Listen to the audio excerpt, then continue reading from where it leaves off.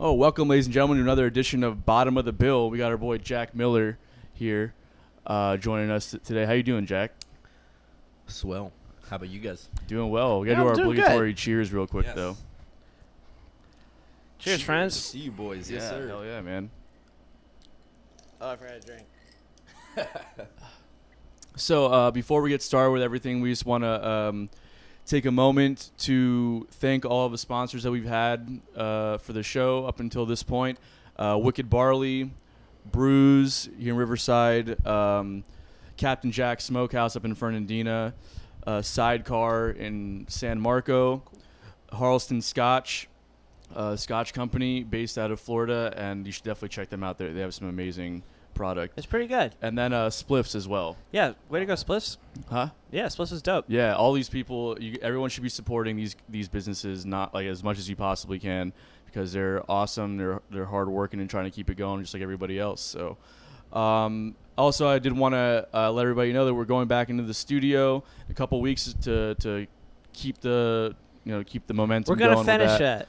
Hopefully we're gonna finish it, but we're doing our documentary as well along with the album. So we're interested in any questions that you might have about what it's like to be in the recording studio for a band or an artist, Or any personal questions or any that you might have. yeah, any kind of questions. I have a question off the bat. Okay.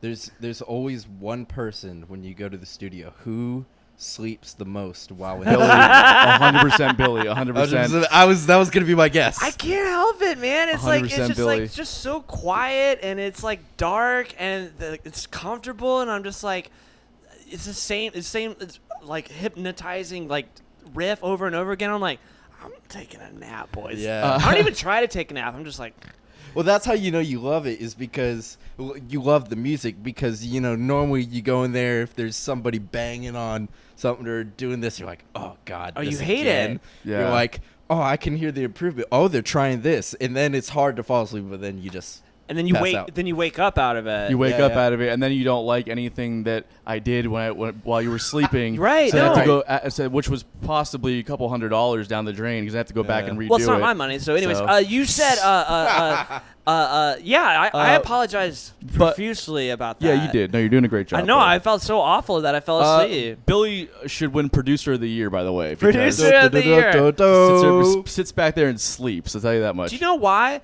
It's because you did so well. Okay. just wants to live up to your standard, man. So, if you guys have any questions about what the process is like, or if there's anything you might be interested in about being in the recording studio or anything the band's involved in, really, feel free to ask us, and then we'll answer the questions in the documentary for you guys. Is And- that why you go to? Are you saying that you go to sleep in the studio too? Because I would imagine because if you play drums, you're like, I'm done first, and then you're like, all right. Depends. Depends on whether I'm a hired gun or Yeah, if okay. I actually have some money in the saddle. Yeah, that's you right. know. Yeah, I guess that's why. Well, we do have money in the saddle. It's I the never band see has it. money in the Yeah, saddle. exactly. You The know, company so. does. It's not just a side hustle. No, it's not. Oh. Also, shout out to Dogmatic Recording Studios, where we actually record all of our Yeah. music at And down Christian in and Pompano Jay, if Beach. they're watching. Yeah, Thank you for stand-up everything. guys. Anyways, so let's get right to it. Jack, just give us a little bit of background about who you are, what you do. Yeah, what's your deal? What's your deal? What is it that you do here? I ask myself that every day. What am I doing here? It's like that Matthew McConaughey commercial. Where Which he's in one? The, car. The What are Lincoln. the Lincoln. What are we doing here? Yeah. What is anybody doing here? Where are my car? Yeah. I always liken it Where to are my the. car keys? I always liken it to the Office Space when they're going Office Space. So like when they go in an interview, everyone's like, "So what is it that you do here?" Yeah. I love that. Yeah, that's a good movie. Yeah. Anyways, I'm from Atlanta. Oh, is that what that stands for? ATU. All the livers. All the livers. all the livers. All right, I love it. All the livers. Jesus Christ. The pink ones, the red ones. Okay. No, so I'm from Atlanta, and I lived there for about 15 years of my life. And how I kind of got into music was my dad was a drummer, and he had this big old Ludwig kit. that he would keep in the shower of our basement, because remember in Georgia there are things called hills. Yeah, there's So basements. you actually have houses that are more than 2 stories. Right. No, I'm not from here either. I'm from Kentucky, but I know about basements. Oh, okay. Yeah. That's why we get along. Yeah. We know about this basement. We know about stuff. basements, dude. I've Great never place to hide a body. Yeah. Dang. That's true. It is true. Don't judge me. No, so my dad would keep his drums in our basement shower. And I always, for the longest time, I thought they were a rocket ship. So I would climb inside the bass drum. Because I'm talking about these Ludwig drums were John Bonham sized big drums. old I mean, rock kits. Yeah. they're bigger than even what's considered big. Would your dad use like 28-inch drumsticks and everything like that? Just a normal. He's a giant. He might as well. I mean, he's about my height. Us Millers are shorter people. And then we just It's a short clan. yeah, but just like a giant drum set and a tiny person. Well, that was that you're the tiny, funny sorry. thing is Yeah. that I'm just imagine how short I was back when I think I was in 5th grade. Yeah. Because I'd taken piano lessons going up to then, so I played some piano, and me and a bunch of buddies and I would create songs and stuff, just for fun. Wasn't anything serious until I actually started getting the drums. Then it got kind of serious, and so one day my dad was like, when we pull these out and I'll show you how to play a groove. The first groove he showed me, boom, pat, boom, boom, ta, boom, boom, pat, boom, boom. Pat. I've met a lot of great drummers. I've seen a lot of great drummers from all over the world, but I've yet to see anybody that could play that beat with that intensity as much as my dad. So I always owe my dad that. That's awesome. That's pretty dope. Is your dad man. like a jazz drummer or like a rock drummer? What was his bag? Sounds like rock to me. I mean, Both. yeah. Both. So you had like the knowledge. He had like the background of jazz and everything as well. Yeah. I mean, he didn't follow through with it in college or anything like that, but he knew his stuff.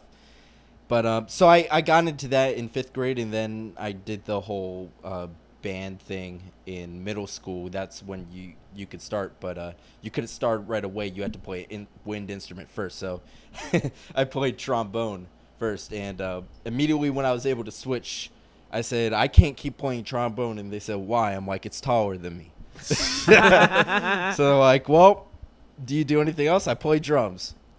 There you go. Yeah, you You could know? be like Mr. Holland's Opus and play the big bass drum. You ever seen that movie? No. What? Okay, all right. I'm the only person. I haven't seen movies. I'm sorry. Rich- That's one thing you'll learn about me is Great. that Now we have something in common. That's all I man. had. That's all I do. I'm not a big movies guy either. I like them, just haven't seen a lot of them. I'm agreed. All right. Finally, someone Yeah. who gets me. But no, so I kept on doing band all the way through high school, and I think the point that I realized I wanted to do this professionally is that I knew I had a knack for it, and I was very concerned with using music, using what I consider to be a gift, something that is bestowed upon a person that could positively impact the world, is how I look at anybody that's good at anything, Yeah. and whether it's wasted or not is up to that individual. But I was somehow able to recognize that, and I had a really, really good friend of mine who was diagnosed with leukemia, and I decided that let's put on a benefit concert. I was in a classic rock cover band that for a while I was actually the singer for. I was the singer Really? and the drummer. Yeah. Does it all, kids. Puberty was harsh. Puberty was a bee. Oh, man. For sure. And so I wasn't the singer anymore, but I coordinated the entire thing. I booked the bands. I got sponsors. We got like Publix to give us a cake. We got pizzas donated, everything. And at the end of the day, we raised around $5,000, $4,000, something Wow, like that. That's awesome. And to be able to see that type of impact, and it's one thing to do it for a good cause. We've all done those events where it's like, oh, the money goes towards a good cause and it's gonna help pay for kids' lunches or something. You're like, great, that's such a good cause. But then it's another thing when it's somebody that you've known for more than 5 years, and being able to know that you helped contribute to their well-being. Yeah, man, music can solve a lot of problems. Yeah. 100%. Yeah. That's kind of how I do it. Yeah. Just because out of beauty, and I want to make people dance and have fun, smile. Yeah. I feel like whatever I have to create is worth people listening to. That's all I do it for. Well, that is conceited. Well, if you as have hell, a good but heart, then people will listen. You know, the people that come at it from a good attitude. He's and got two with that hearts. spirit- You got 2 hearts? Yeah, he's reptilian. That's good. Cold-blooded. Yeah, cold-blooded. At least he gets it. But no, so after that, I realized, you know, that's the thing that keeps me going through all the bad times, through the ups and the downs, is remembering that, yeah, I use this to pay my bills. And, yeah, it's like a ladder. You work your way up and, you know, you meet better people at the instrument and you have different experiences, both good and bad, as far as level of ability. But I think a thing that has helped keep me humble, because trust me, I used to be the most arrogant asshole in high school. You know, you get to the top and you think, when you're in high school, you obviously think you're at the top of the world and Right. there's nothing else. And then you go to college or wherever, the real world, Yeah. and you learn a thing or two, hopefully. Hopefully, Yeah. And it becomes more than just a job, and that's what keeps me going whenever It's I a get in the lifestyle, ruts. bro. Yeah, it is. It is a lifestyle No, for I sure. know. Billy doesn't know what that's like yet. I He do still works a know what it's regular like. job. What are you talking? I do have a job. Yeah, that's right. It's okay. That's no shame, man. I- As long as the heart's in the good place. It's because I'm not good. I won't argue that. No. I know you're dumping looking- all his key parts in the studio. No, While he's asleep. That's yeah, well, right. I'm asleep, yeah. That's right. Well, that's okay. I'll I'll get there eventually. That's what they say. Well, what was your experience like going to you started at UNF, or did you transfer there from another school? So yeah, I started at UNF, and it was weird because, you know, in high school I was applying. What year did you start? I was wondering if you were there at the same time. I went in directly as a freshman, so I started 2014 of the fall. 14. Yeah, I started earlier than that. Never mind. Keep going. I remember you kind of talking to Yeah. me about this. Didn't last very long. Yeah. Yeah, I remember. Semester of classical program was like, I'm done. How much did you take? I didn't even bother. I knew I wasn't good Smart enough. man. Yeah, I knew I wasn't good enough. But anyways, yeah, okay, good. I'm sorry to interrupt. So I was applying to all these schools in high school, and I was getting into all of them, I think. But all through high school, I studied with this guy named Justin Varnes. Shout out to Justin Varnes, Jacksonville native. Love the dude. He was the jazz drum set teacher at Georgia State University, which is kind of like Georgia's jazz school. And he went to UNF back in the 90s. And he's like top call southeastern guy for That's jazz. awesome. And he said, "Did you apply to UNF? The great Danny Gottlieb teaches there." I said, "No." So I applied there, and I talked to Danny on the phone. He's like, do you have anything of your playing? I sent him a video of myself playing, and I got an email right back. I want to go ahead and offer you my spot in the studio. I didn't even audition. It was in the fall. Wow. Too. So most people don't find out when they're going to music school or what school they're going to, or if even they've been accepted until the spring. So I had college after I came down here and visited, and kind of knew, like, it felt comfortable. It felt like home. UNF is a smaller community, which I Yeah. liked. It's not like you're another fish in the sea. It's still competitive in a sense, Very but much so. you know, you can actually really work on yourself rather than putting through the ringer at UNF, which is why I liked it so much. But that's how I kind of came to the decision, and in part with, you know, Danny Gottlieb being a Grammy Award winning drummer, one of the, I think, a true innovator and a torch carrier in many senses for drumming. He's got quite the resume. Oh, For sure. Anybody. He's played with everybody. What was it like studying under him? Well, I will put $1 million. I will never meet a nicer person. I swear. I promise you, I will not meet a nicer person for the rest of my life. And That's awesome. It's good to get to hear about him for sure. yeah, and, you know, studying with him for 6 years through my bachelor's, and then really the reason why I went back for my master's was to learn from Danny more and help him do research and write books and stuff like that. But you know, a guy like that that's willing to reach out with his heart, because he's always on tour. He's not there every week, Right. and he actually lives in Nashville.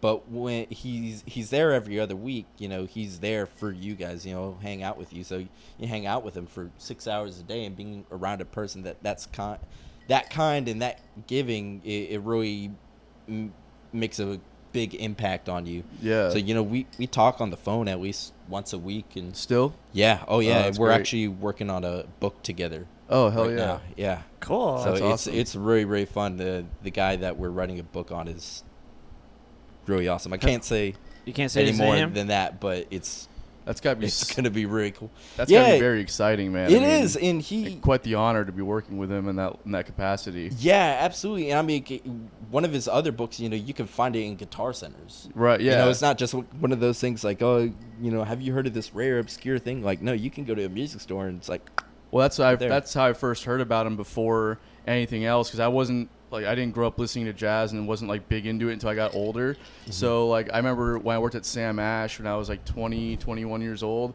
I saw an instructional video. It was like Danny Gottlieb, and I was like, I've never heard of this guy before. So they put it on, and I was like, that dude's a fucking animal. yeah. And then I just remember hearing this, you know, later, like down the Mahavishnu Orchestra and like, you know, Pat Metheny Trio and or Pat Metheny Group, sorry, and like all these other, you know, credits. I'm just like, yo, this guy is like an animal, you know. He just does it all. I was just talking to somebody this morning how I was telling them that I got into bass.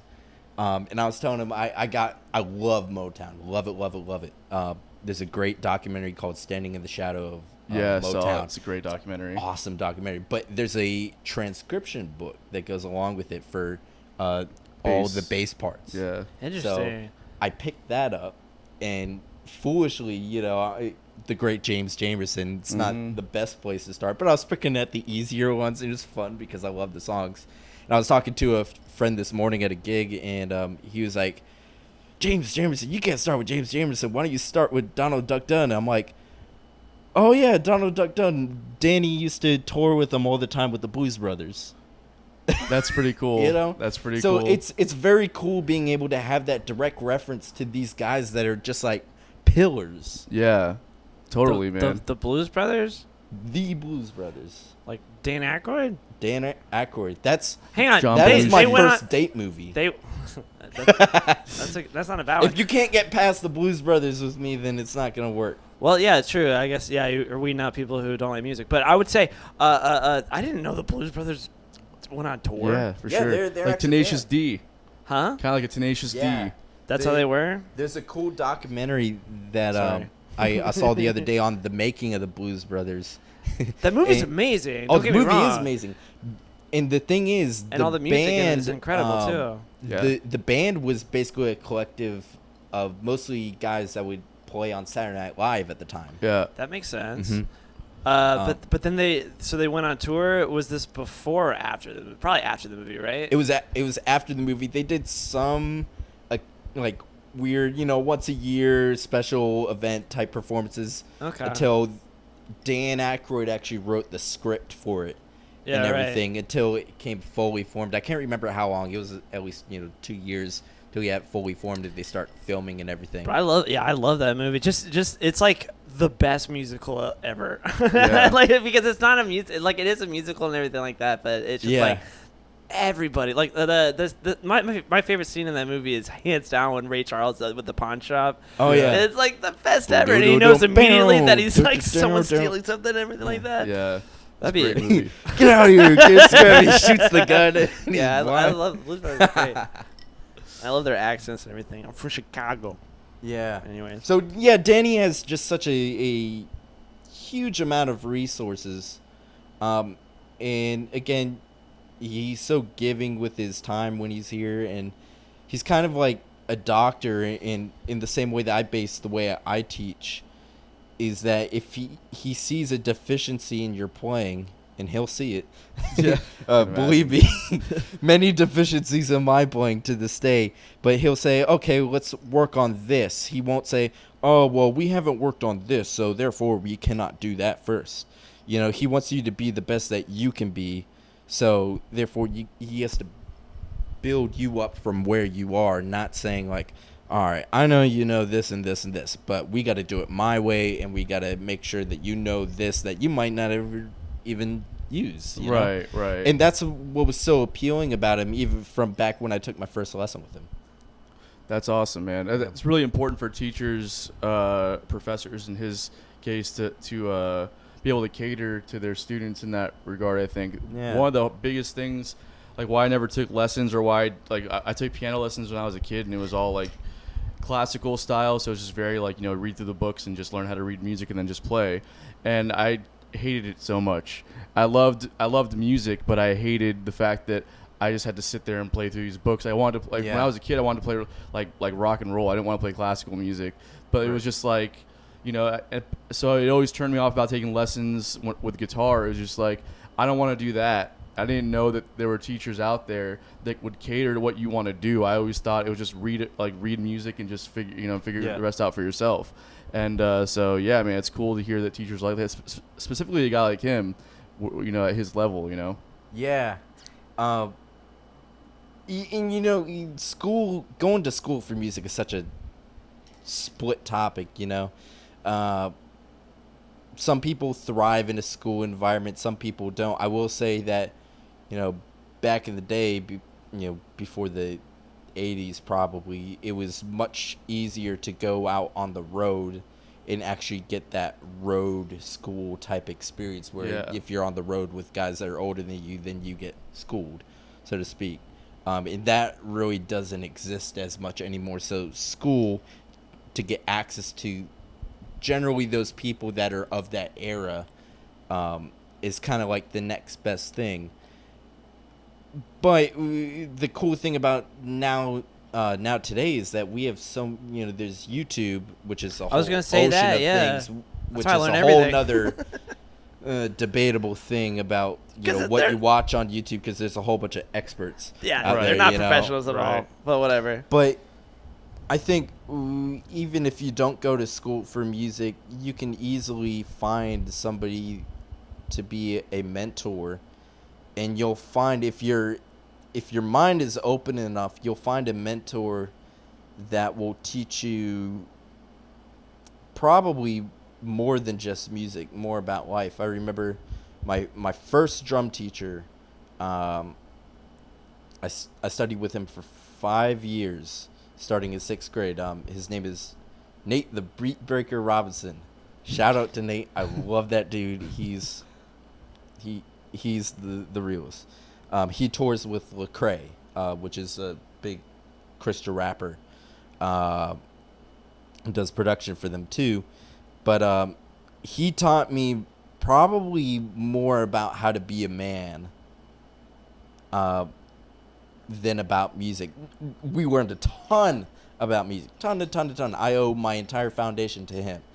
But just by watching him and being around him, I mean, he was a huge influence on me. Yeah, it's weird. And you can still find that.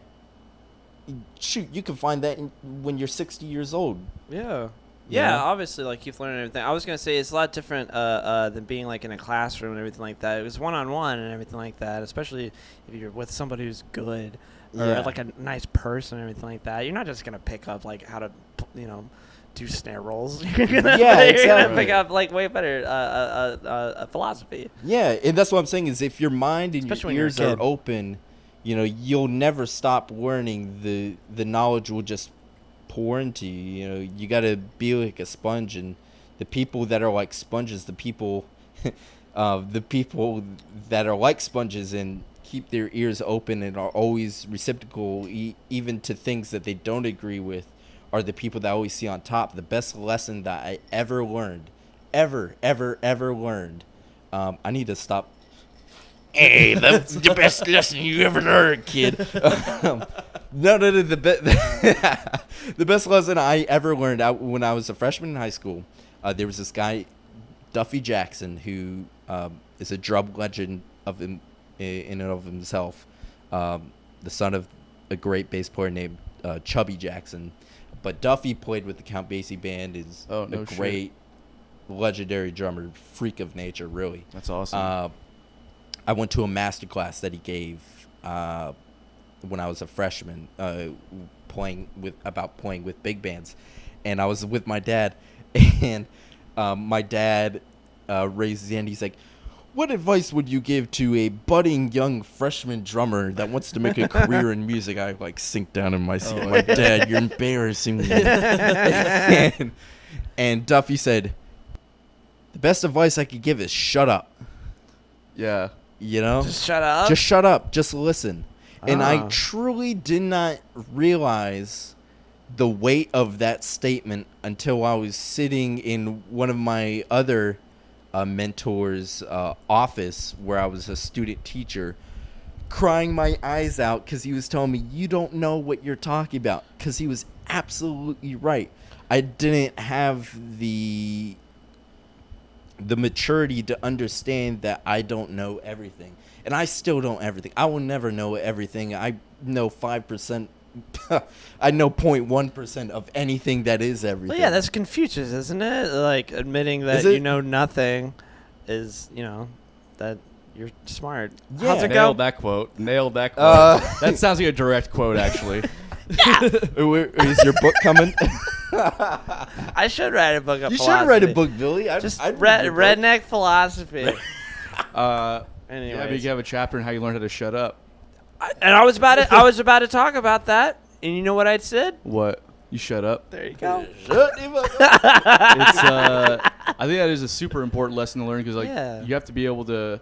Quit thinking you know everything. Yeah, exactly, and also just stop trying to like what's the word I'm thinking of? Stop trying to like put something out there and just listen, just receive what's being Impart your own 2 cents. Listen first. Exactly. Yeah. It's not always it's and that philosophy goes when it comes to improvising and jamming on stage. It's like sometimes you don't need to play anything at all. Sometimes you can just stop playing and especially if you don't know what to do in that moment, and just listen to what's happening around you, and eventually the idea will come to you. Sometimes the idea doesn't come to you at all, and then you just don't play. Sometimes that moment doesn't need your contribution, and that's like an important thing to keep in mind. And that's why that, like what you said about just shutting up, is super important across like every spectrum of music. Yeah. It's a more broad statement that reaches all levels. Yeah, exactly. And that's what I've noticed about every single person that's made at least a lasting impact that I remember and carry with me throughout my life, and hopefully through the rest of my life, is that these guys such as Danny, such as Justice, such as Nate Robinson, such as Duffy, that these guys don't only teach music, they teach life. Oh, so deep. Right? And I hate to be like that, but It's I true. that's something I also realized through teaching myself, because at one point for about 2 years I had 30 private students. And some of those students are there because their parents don't want them to be with them. It's like you get put in the babysitter position. I know. It's That's what I always did. That's what I always did when I taught kids too and everything like that. I was like, man, what's going on? exactly Like what? Like I had the student come in one time and it was just started crying right off the bat. I'm like, Aw. we're not practicing music. Oh, today. really? But I'm like, No. we're like, what is happening? I would be at like And I talked to them for a little bit, and they just said, I'm just so stressed out about trying to get into college and everything like that. I'm like, it's all going to work out, chickadee. Don't worry about it. yeah. I Chickadee. mean, sometimes what I was saying is like you realize those kids that don't exactly have their heart into it, or maybe they're like super into sports and they're really just there to play music, which I relate to because I did Taekwondo from 4th grade to all the way up until graduating high school. Oh, wow. I was about to get my 2nd degree black belt in Taekwondo until my instructor moved. Wow. But He You should guys fight. You should fight each other. That'd be fun. he wasn't ready. He does- He wasn't ready. He's not worth my time. He does Muay Thai. I think it's Spanish or something. No, okay. Jesus Christ. I'll be here all night. Spanish or something. Yeah. Sorry, that was stupid and racist. I'm sorry. Straight from Antarctica. Oh yeah. But anyways, keep going. You were saying you were doing boxing at not boxing, Taekwondo, sorry. Jesus Taekwondo, Christ, bro. whatever. And then that kids weren't so into yeah, it. kids. Sorry. Some kids would be doing sport. I do Shut this up, a babe. lot. I do this a lot. That's sorry. No, some kids are into track or football or whatever. I'm not there to judge them, but sometimes it can be like, okay, if I can help you out with anything, Yeah. it doesn't have to be music. We should talk about something musical because I'm not being paid to be your therapist. So it would be illegal for me to be your therapist with as much problems as I have on my own, But if I can help you with anything, I want to at least try and do that because that,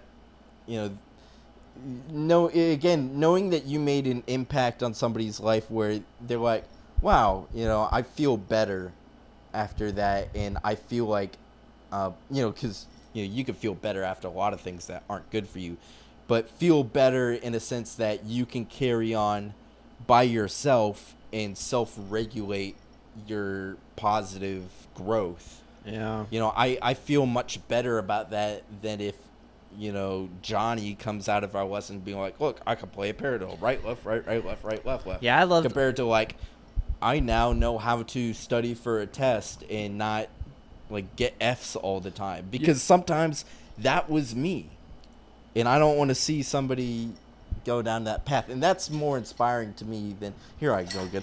Yeah. That's more inspiring to me. It's a good look for you, bro. Yeah, exactly. I don't know. I think you'd be surprised also, or maybe you wouldn't be, but like people that don't know might be surprised about the impact that you can have on somebody's life just by sharing music with them. Like there's something to like, hey, well, maybe check this record out and see how you like that. Yeah. And how that can change somebody's life for the better. Maybe it inspires them to get involved in music. Maybe it inspires them to do something else. Maybe it just, maybe it just takes them away from whatever they're going through in the moment. And then also just like the principles of playing music that are kind of universal when in everyday life, so it's like there's a lot of lessons that can be learned through music and just like I forgot the other thing I was trying to say, but it's like practice. That's a huge thing about like and then continuing on with it and like not giving up. Yeah. And reaching plateaus and being like, I'm never gonna be good enough. I'm like, no, you just gotta keep going and everything like Another that. day, That's like you can apply that to everything in life. And think about music that you grew up listening to, just like records that you grew up listening to, and just like how that was your escape from whatever was going on. I remember Let It Be from the Beatles. That record. That's when my favorite. Is that your favorite? No, No, it's my I was favorite about record's to Abbey ask, Road. what's everybody's Let It Be favorite? is my favorite, but his is Abbey Road. Abbey Road's my favorite Okay, Beatles record. nice. Which What's is yours? good. It's got a lot of bangers. Mine is it's such a cop out, but it's because what my dad would always play in the house. It's like the best hits of Earth, Wind and Fire Oh, okay. stuff, and then eventually I would go What? check No, out the it's individual not. records. No, No, the I Beatles isn't my favorite band. It is for some It's my reason. favorite But what band, yeah. we were saying that what's your favorite Beatles album? my favorite Beatles album. Yeah, Probably Let It Be. Let It Be. Let It Be. Yeah, Or- me It's a too. great That's record. what I said. Abbey Road, yeah. Abbey Road too. Oh, Yeah. come on. The thing is, like, I remember being in middle school, and 9/11 had just happened, and it affected me in a strange way, where a lot of kids my age didn't really think about it. For some reason, it really kind of got to me. And there's a lot of other things in my life going on at the time as well, but listening to that record would just kind of take all that, especially when Me and No, Mr. please. Mustard came on and everything. No, Yeah. no, that's Abbey Road. I'm That's talking what I about Let said. It Be right now. Oh, my bad. What's the nothing's gonna change my world. You know, Across the Universe. Across the Universe. Jesus Christ. Can't That's think okay. right now. It's your favorite band, but I know it. Yeah, that song would just be like that one line in particular is just like, yeah, nothing's gonna change my world right now. Yeah. Like, you know what I mean? So it's like music has a huge impact on people's lives, and It's pretty important, I'd say. yeah, It's almost essential. I don't know, But we're all out of work. yeah. Anyway, speaking of out of work, what's the Jack Miller Trio? What do you guys do? We're just a bunch of hooligans creating ruckus wherever people allow us to. Do you guys do you have like a set group of people, or do you kind of just like cycle people out? I just kind of cycle people out, just kind of for fun. I mean, it's not. As of now, it's not really anything. I had plans for it to be something. What do you want it to be? COVID. You don't have to talk about it if you don't feel comfortable talking about I it. had plans. I had plans where there's one of my favorite clubs to play at in Savannah is called Good Times. It's Write that down. Good Times.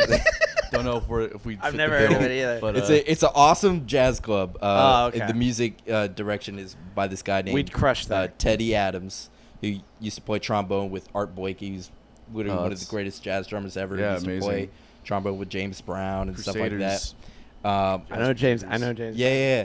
So myself, a bass player Thomas Milovac, and pianist Aaron Larian, we would go up there every other Tuesday and back up somebody who's like my grandmother now. I love her to death, Claire Frazier, who sang on Motown. Oh, was wow.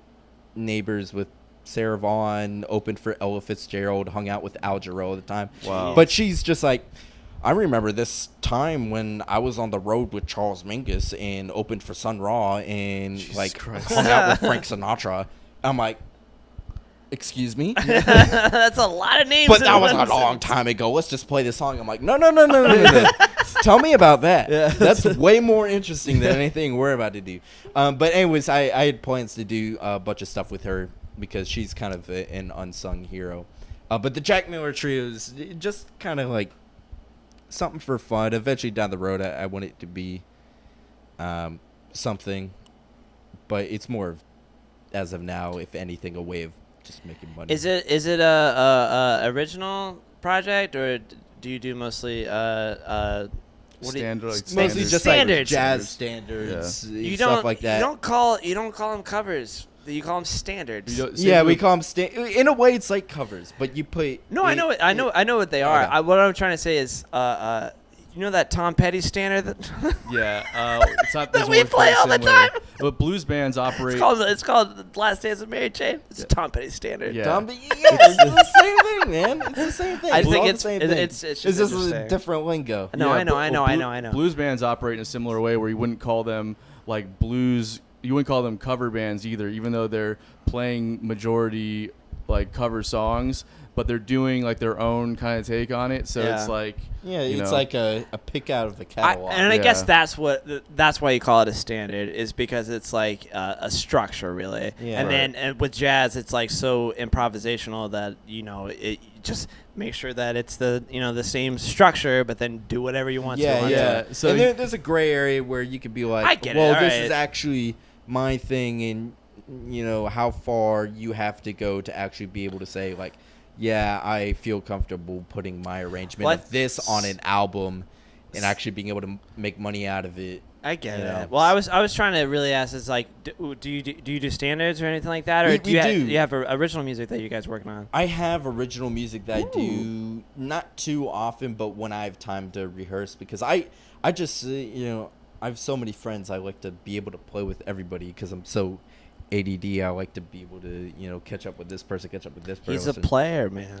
It's Well- fun, especially between Atlanta, Jacksonville, and Savannah. Whenever I go home to Atlanta, I always call a different guy or whatever, or mentors I had from high school to play with, and it's just fun to be able to have Of course. different musical experiences than you had last time. So the Jack Miller Trio it's not a brand or anything. Someday I want I it was to be just a wondering. brand, I was but- just wondering. No. I get figured what that. you're I saying. figured that's what it was and everything like that. But I was just like, when's Some people have more of a mission. I don't really.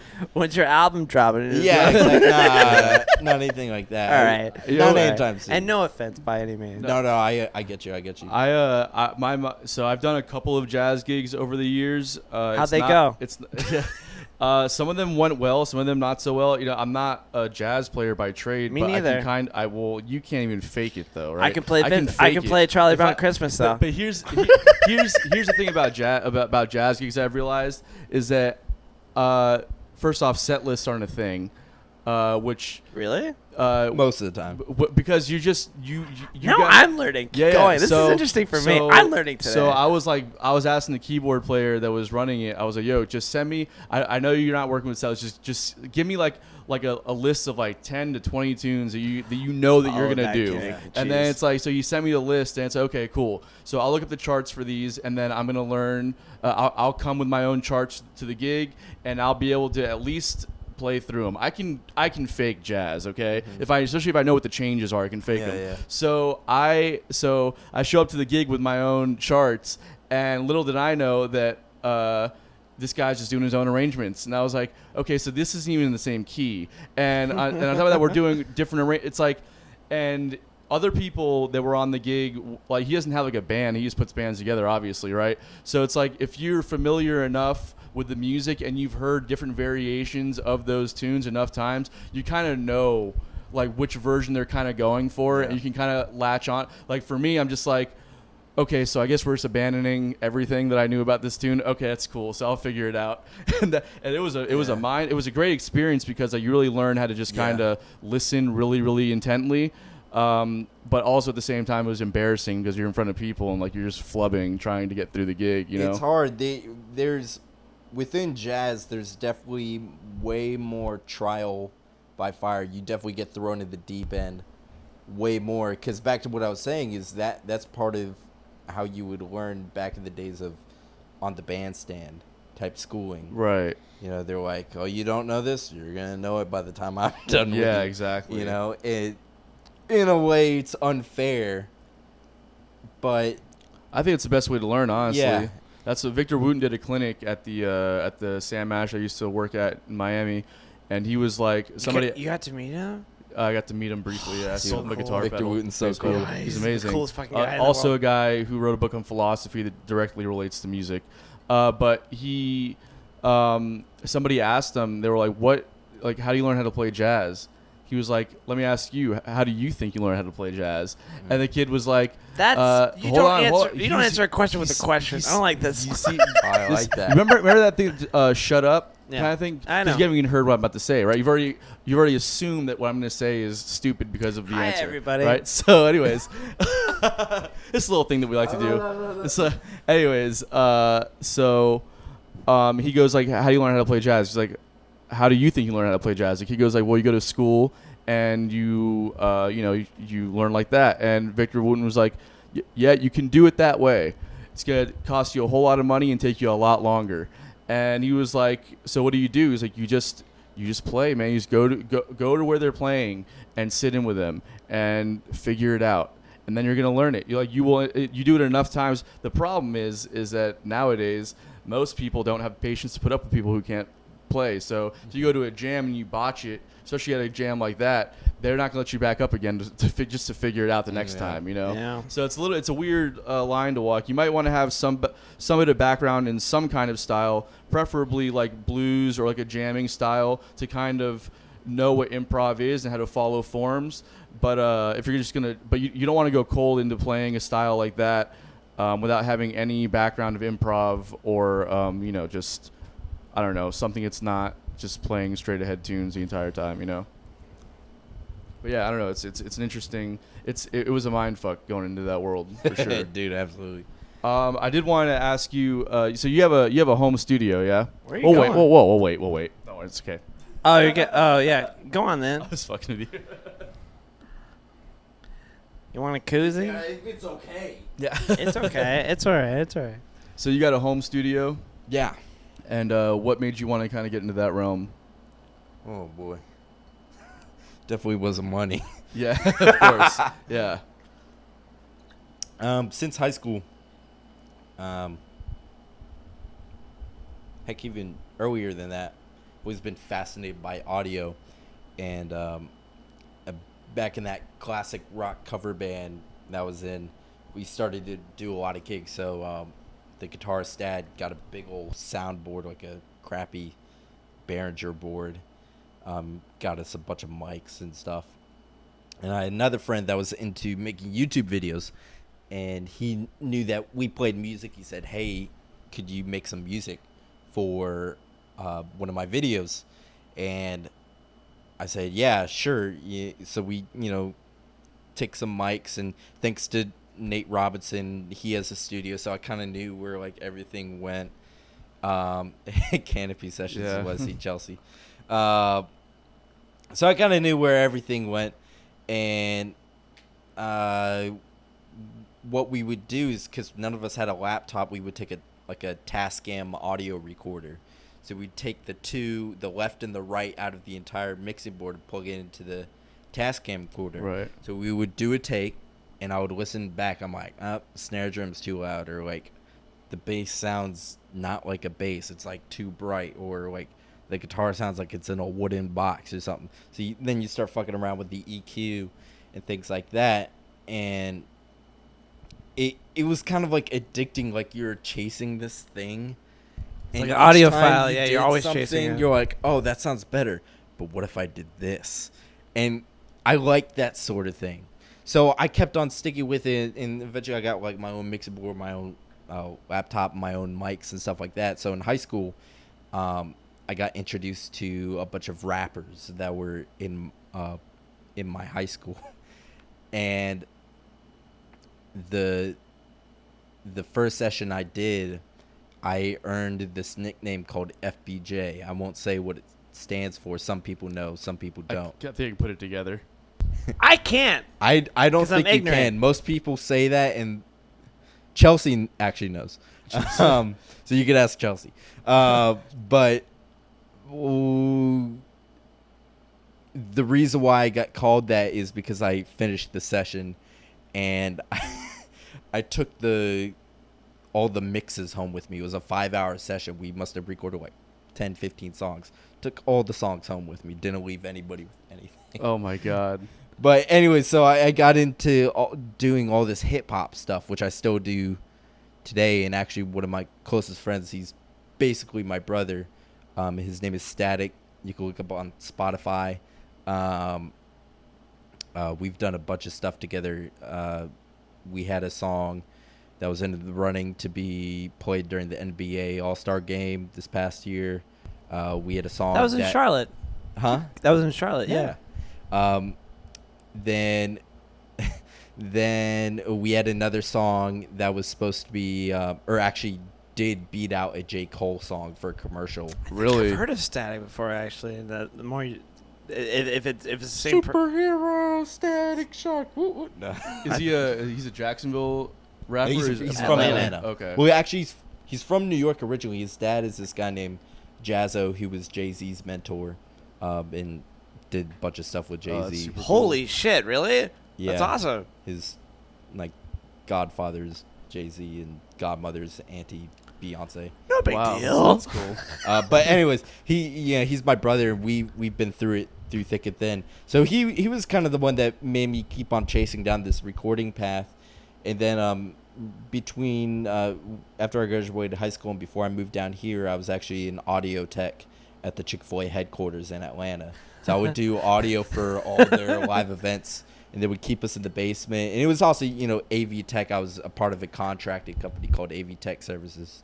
Like the first day I was there, we were doing voiceovers for Chick-fil-A commercials. You weren't part of the training video for the Chick-fil-A. No. Because I did have to watch that when I was 15. Nope. I'm sorry. I'm sorry you had to endure that. It was. We'll talk about it later. yeah. But keep going. I'm so sorry. I'm But just wondering. like some days it's like you're doing sound for Dan Cathy, the current CEO. He's actually a fantastic trumpet player. So I would actually Really? Yeah.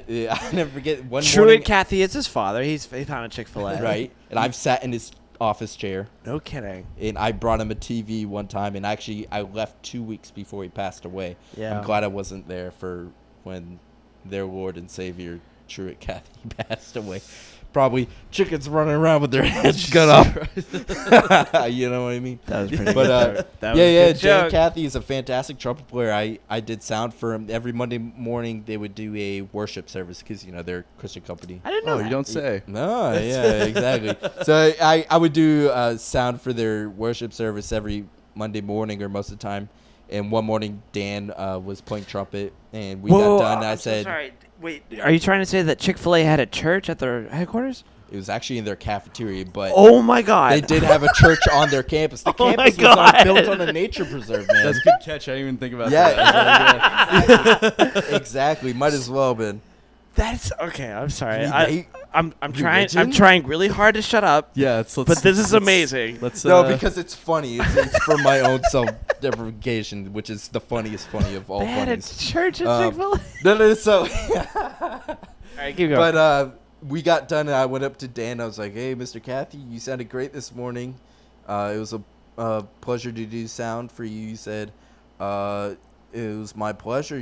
Thank you for doing sound." I said, "No problem." Fuck. And oh my I get God. done, and my boss comes up. He's like, "Do you just say no problem, Dan Cathy?" I'm like, "Oh shit, my pleasure." Yes.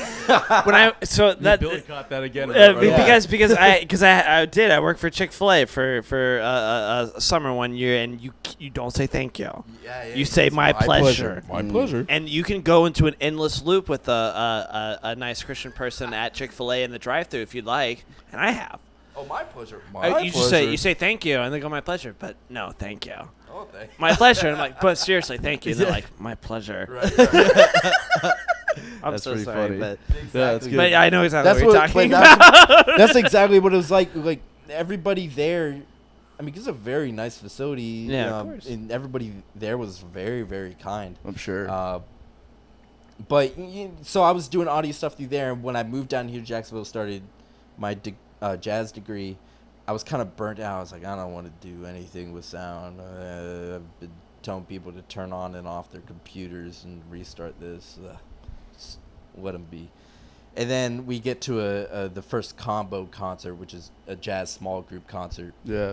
and somebody's running sound. I can't remember who. It was like a student, and I walk up to our director. I'm like, "Hey, the bass is a little loud. You need to take out some low mids, and you could also do this with the piano." And it was like instant. "Ah."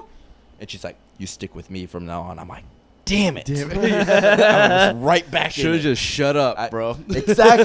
Exactly. So, but yeah. So eventually, I was living in apartments all through my undergrad, and I moved into a house 2 years ago.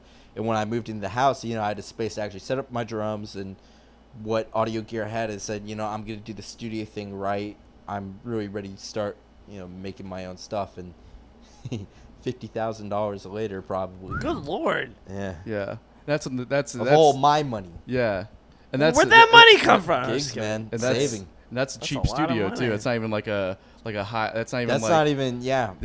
Yeah. I was just marking it up the other day. I was like, if I'm going to do my next expansion, it's like another $12K. Yeah. Yeah, it's Uh, not That's cheap. awesome. I want to come see your studio. What side of town you live on? Come over, man. Yeah, they what know side? us. You're at my house. I'll go I- see your house. It is.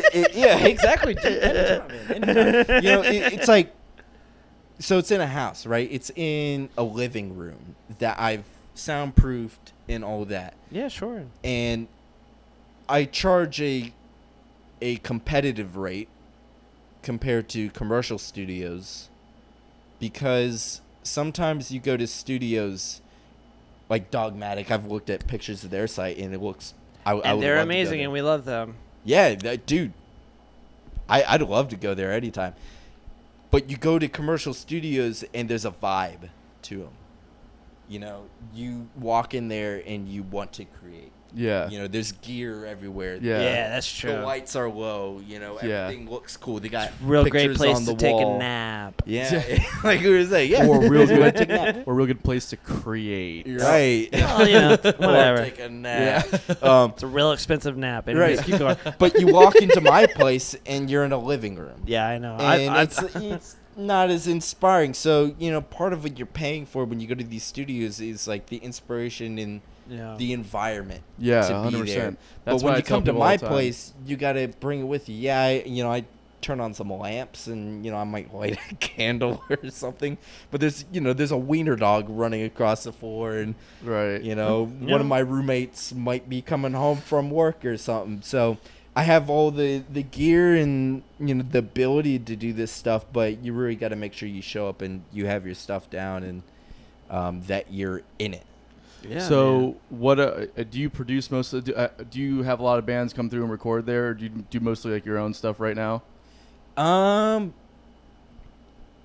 Yes and no. I try and stay low key because there's a point in Atlanta where I was having people coming over like every single day, and you get a lot of yahoos that are just like, "Yo, can you download this beat from YouTube so we Right. could do this?" I'm like, A lot of that, Yeah, yeah. sure.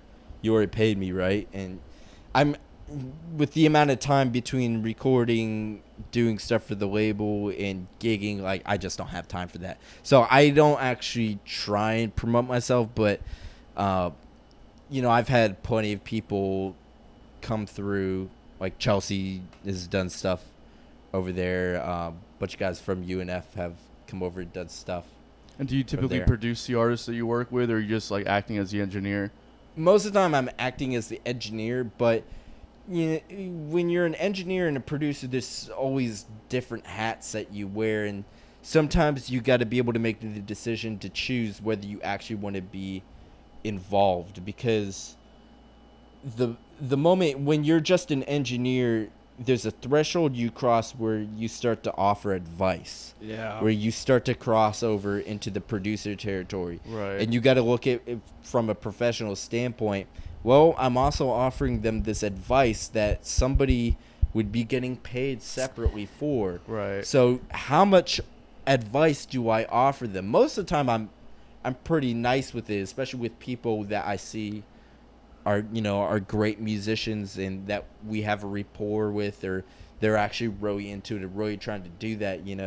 It's not fair to be like, you failed. Maybe you you work know, some points but out in the back end or something, yeah, but some people come in there with an attitude and like, well, that's not the way I want to do it. I'm like, I'll do it, but I'm just trying to follow your direction, and you showed up 3 hours late, Yes. and you brought like your 3 sisters with you, and it's like, I don't have time to play around, Yeah. I can't not sit still and not say something. There's no way that I could just be like, okay, this is the way you want to do it, and then just be like just a robot Yeah, about sometimes it. you just gotta let them go. I'm gonna say what you're doing is bad. Yeah. Like always. You get good at reading people. Yeah, no. You get good at reading people and Yeah. seeing like, oh, they're gonna hate what they just did. And then a step further is you realize the people that are actually have the intuition to be able to say, pick themselves apart, and not just be like, oh, that was hype, and it was like straight dog doo-doo. Yeah. Or like, you let them go and it's gonna fail, but that they're gonna hear it and be like, I can do better. And that's when you just kind of keep your mouth shut because you don't want to kick a dead Seems like you horse. would make more money as an engineer just not saying anything. And sometimes that's the case. But that's what I'm saying. It's like you choose how much you want to be involved depending on how serious the person is, or how much talent they have, or whether they give a shit or whatever. So this is something I kind of want to go into. What does a producer do? Like, so if you're producing an artist, right? Mhm. What does your job entail as a producer? It depends. And to draw a very black and white line, in the hip hop world, a producer is typically the person who shows up with the beats. The producer shows up at the beats, is that what you said? Yeah. Interesting. So the rapper stereotypically does not actually have their own music, or they're actually in the studio collaborating, but the producer is the guy that has all the keyboard skills, the drum machine type stuff. The guy that's actually creating the musical stuff from the instrument. All right. Gotcha. I didn't know that. Yeah, but then on the more not hip hop side, the producer could be anywhere from. I like to think of it a few different ways. There are a few different types of producers. There's the producer engineer, the guy that is the engineer but also the producer, which is what I kind of think of myself as. the guy that gets creative with Two where you hats put the sort of microphone situation. Yeah. and like, oh, we could get this sound if we use these type of things. So like, what if you try this different drum, Right. stuff like that? Or you have the musician producer, which I'm also kind of like, where they actually sit with you and actually help you write the song and craft like a vision for the album, stuff like that. And then there's more of like the label producer, which is something I'm venturing more into, which is generally the person that's kind of like collecting everybody together. Sometimes you play like band matchmaker, like, oh, I know this guy that plays keys and would be like perfect for this, or like, we got this guy on the label that I think you could do a collaboration with, or let me send this to this guy and get a second opinion, or like, let me go get somebody to get you coffee. Right. It could be anywhere from administrative to like connections. Not to say that you're pigeonholed into any one, because I feel like I'm definitely more musician, producer, engineer, producer, and lately I've been more into label producer. But there's different types that you can encounter, and I think a lot of bands go wrong in sometimes not getting a producer. Yeah. And making sure that you get the right producer, Yeah, it's because very sometimes they could really sink your ship. No, I know. Yeah. It's very strange, too. You're just like, all right, we're going to get this producer. It's like, we don't even know this guy. Yeah. Like, he's Yeah, just going to be like, he's going to Or- be in charge of our album or our music or anything like Or that. producer, and like if you're trying to, like, there's a band that I listened to recently. I'm not gonna say anything on here, but there's a band I listened to recently. They got a producer in a completely different realm than what they were doing before. And I listened to the new song, and I was like, this doesn't sound anything like you guys, like, at all. Mm-hmm. Now it might have gone in a bit of a direction that they were trying to move in, like the more pop direction, which is totally fine. But it doesn't. But there's gonna be a huge part of your fan base that you've already established and gotten pretty far on at this point that you're going to completely lose on this one. You know what I Yeah. mean? And I think that's really important to note when you're talking about trying to make the step to the next kind of level into that pop world. If you've been building your base on something that's not necessarily that, it's not a bad thing to try and jump into that pop realm, but maybe don't make such a drastic shift. Maybe don't get somebody like a producer where that's like 100% their bag. You know what I mean? Yeah. Find somebody that might be able to kind of teeter the line a little bit, get where you're coming from, but also understand what this world is looking for at the same time, Yeah. That demands a lot of being honest with yourself, too, because everyone can feel like if you're going into a project where maybe you're not as artistically motivated, where you might need that person that will kind of kick your butt or maybe throw the idea that you don't generally think. And I on certain things I'm very well spoken, but when I'm in the studio I tend to be a little bit more wild and like, dude, what if we did this? Yeah, You ever see that show? It was I like, do. dude, what would happen if we did? I'm that kind of guy. Same a lot here. of time I'm like, what if we put a microphone inside of a roll of toilet paper? Yeah. And what Works every that's time. the type of engineer, within reason, if we're exploring, like, that is the thing that makes me go, oh, Right. because that's so much fun. And maybe it's completely inappropriate and is like not the thing you need at all, but everything is usable. Everything is usable, and even if it's not, you got that in your back pocket for next time. Right. You Yeah. know? And it's just like, so what, did it work? We had fun. Exactly. You know? That's why like Billy and I got into this discussion last time going down there, and I love being in the studio more than anything. I'll take it over performing any day of the week. Great place to nap, I'd Billy say. likes to perform. Billy likes to perform more than being in the studio. very But to much me, so. I'm just like, man, you can literally, like, whatever idea you want to try out, it's right here. You can do it. Like anything that you just hear in your head, just do it, and it's there just to try out. Like, I love that idea. If we still want to get into it, I agree with you. Yeah, I know you do. I just think you have a But you're different also on the preference. clock, and Yeah. then it's also that, and then It's hard. And Yeah. then the other thing is too is it's like I like that more than being on stage and performing in front of people. Are you do. insane? I do. Yeah, I do. 100%. Dude, it's a hard balance, but I'm not that. I'm not a producer. I'm not a studio musician. I'm performer. 100%. I love performing, but man, and I'm in not the very good studio, at that either. When you're just like, when you're like working on something, and then it's like you have this idea in your head, and then it's like all of a sudden it starts to come to fruition, and it's like that final product. You're like, oh my god, we did that. And Yeah. that's like there's nothing to me that comes close to that feeling. Applause. Applause. No, usually. Yeah. it's also fleeing. That's also fleeing. Like that. Yeah, I like that's know. like that's those momentary pleasures that just go away. This is like. Oh, did you think that I'm gratification. not shallow? No, I know. I know you're a shallow guy. No, I know I that. I know that. No, I just love performing more than that. But this understand. isn't about me. No, I understand that. I understand for sure. But yeah, the recording aspect of it is very hard. I like to imagine somebody who can't play music at all and never has, but just has sat down and listened to every record that's ever been made, and then they get paid because they're like, I know music, bud. I think Yeah. that's And why that's the you like thing. performing. Me? Because you envision, the general people that we perform for don't know yeah, things exactly. about music. I find a hard time going into the studio. When I go into the studio as a hired session guy, I go in there as a musician, and I a lot of the times have to check myself because I'll start to get into my engineer brain. I'll be like, oh, what if you did this? I'm like, well, I'm not the engineer on this. I'm Right. the hired gun. Yeah. And then vice versa.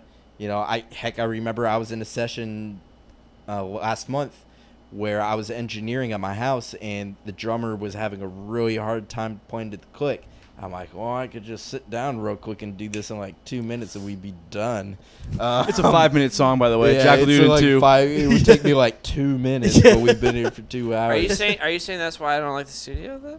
No, I'm saying that type of mindset of playing for the people Yeah. is not something that's generally thought of in the studio. In the studio, Exactly. There's so many factors. There's the factor of like, oh, we got to be out of here in like 2 hours, or like I need to be nailing this part. Like a lot of people will crack under the studio Yeah, pressure more big so Yeah, than I the crack. stage pressure. I like just basically just yelled it's at him. hard. It's hard, man.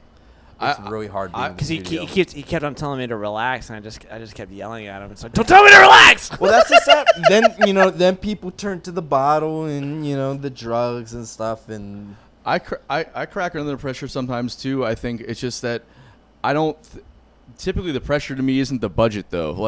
And I'm the one that's keeping track That's of the what budget, and I don't even think about it most of it. If we're in there, like to me, like the budget, obviously you have to keep in mind, right? But I go into it knowing that we're gonna have if we schedule a day that's 8 hours, I know realistically that's probably gonna turn into a 10-hour day, right, or a 12-hour day. So I've already budgeted for that difference, and in my head I'm not even thinking about it anymore. To me, it's like it's all about getting the best result possible. We're in here, we're creating a piece of work that's going to live forever. Whether or not anyone hears it is irrelevant. The fact that it lives forever, it's got to be the best performance you could possibly give. So if it takes us this long to do it, then we do it. And sometimes I crack under the pressure too. You're just not feeling it that day. Studio is very weird where it's like you're having a good day, or if you're having a bad day, it sucks because like you still got to pull through and do it. And if you're having a bad day, it's just not going to be your best performance, period. But I know I crack under that pressure, but I also like that final result, man. It's just like I can't. Nothing compares to that to me. I love it. Great feeling. I love it. I can go back and record. Yeah. Yeah, but interesting enough, and since our guest is the real bathroom. the real bathroom, yeah, okay, yeah, it's downstairs.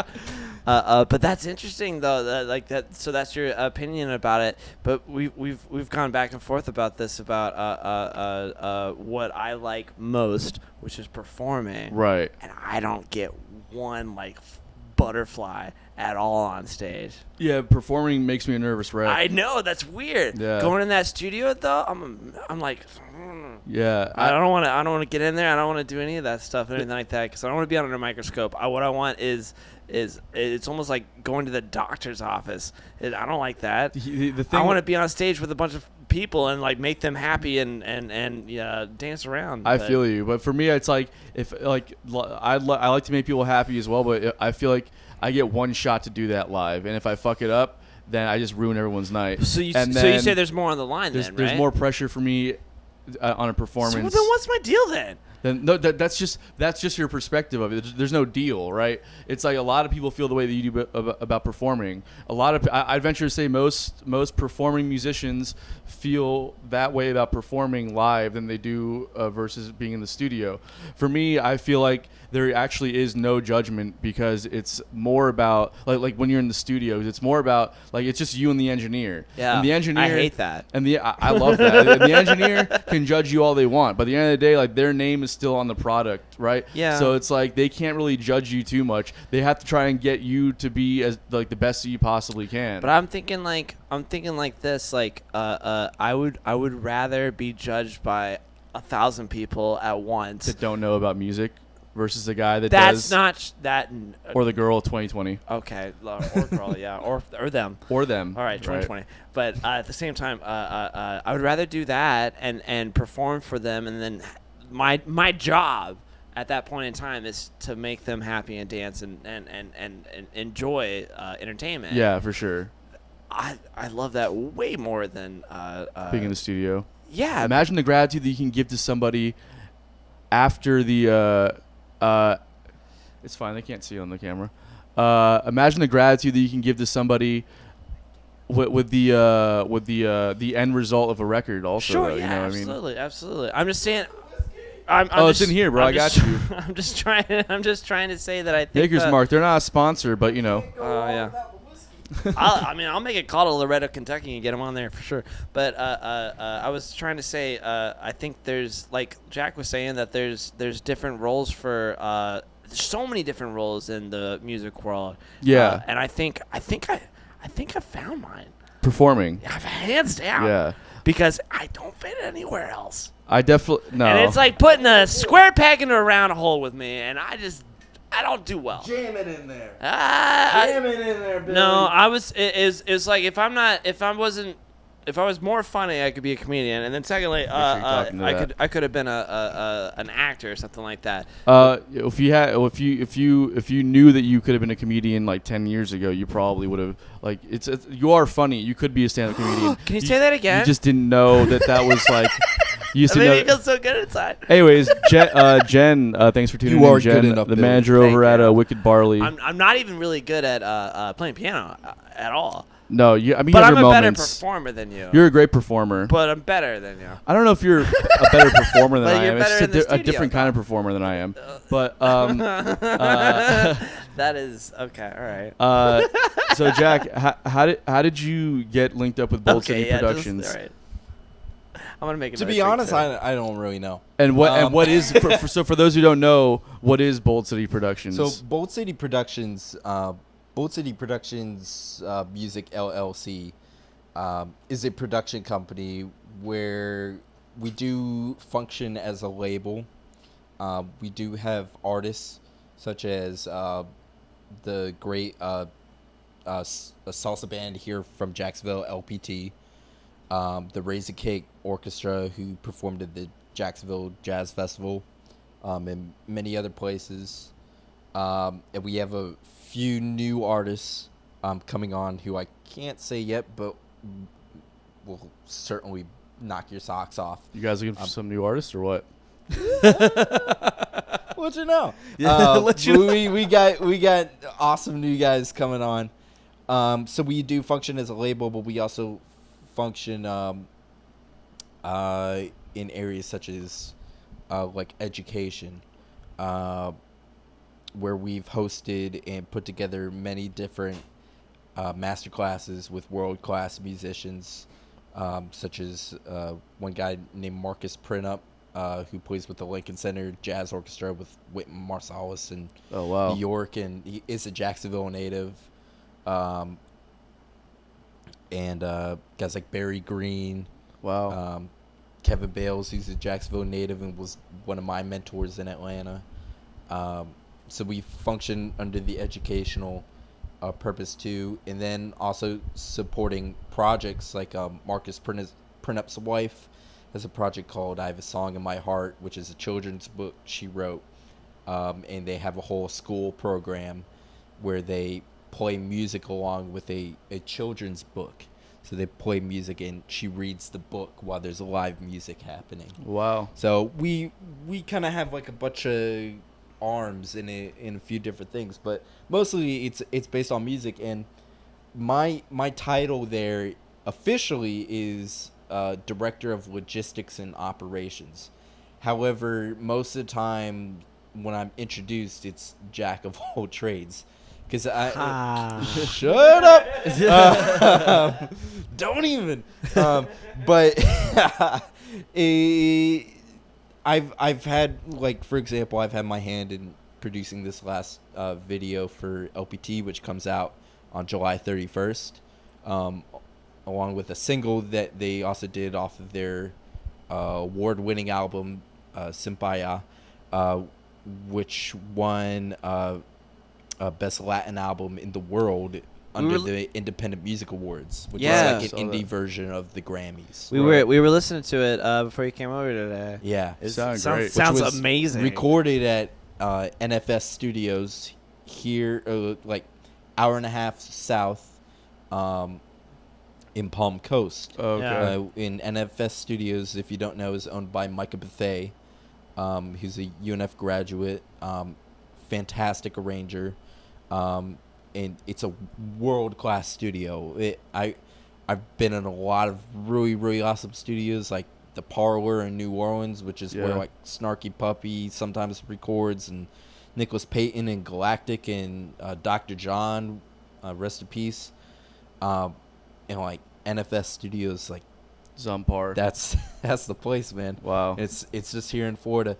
So that's where LPT recorded their album, and those guys are just awesome. I mean, we don't have to do too much work because their music is just so stinking good. It's hard to not sell.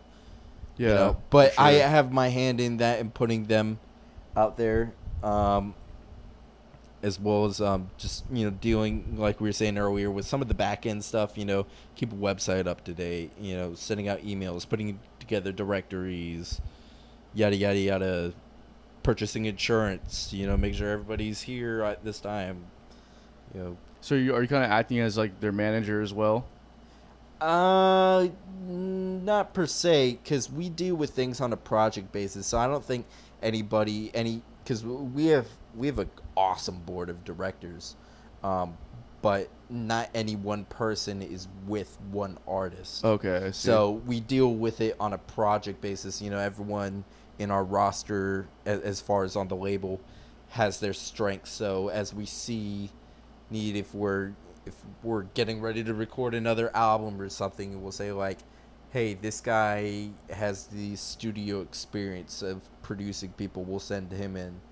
You know, that type of sense where we'll send whoever is needed to that. What did you call that earlier? What kind of producer was that? Like a producer engineer, or a almost like producer, producer musician. recruiter or something like what? that. A producer recruiter is what I would call it. A producer recruiter. Yeah, because you got like a list of people ready to go. Oh yeah, so like the label type of producer. Oh, that's what it was. Which Label is like producer. what I'm doing with the label. That's what I was trying to say. Yeah.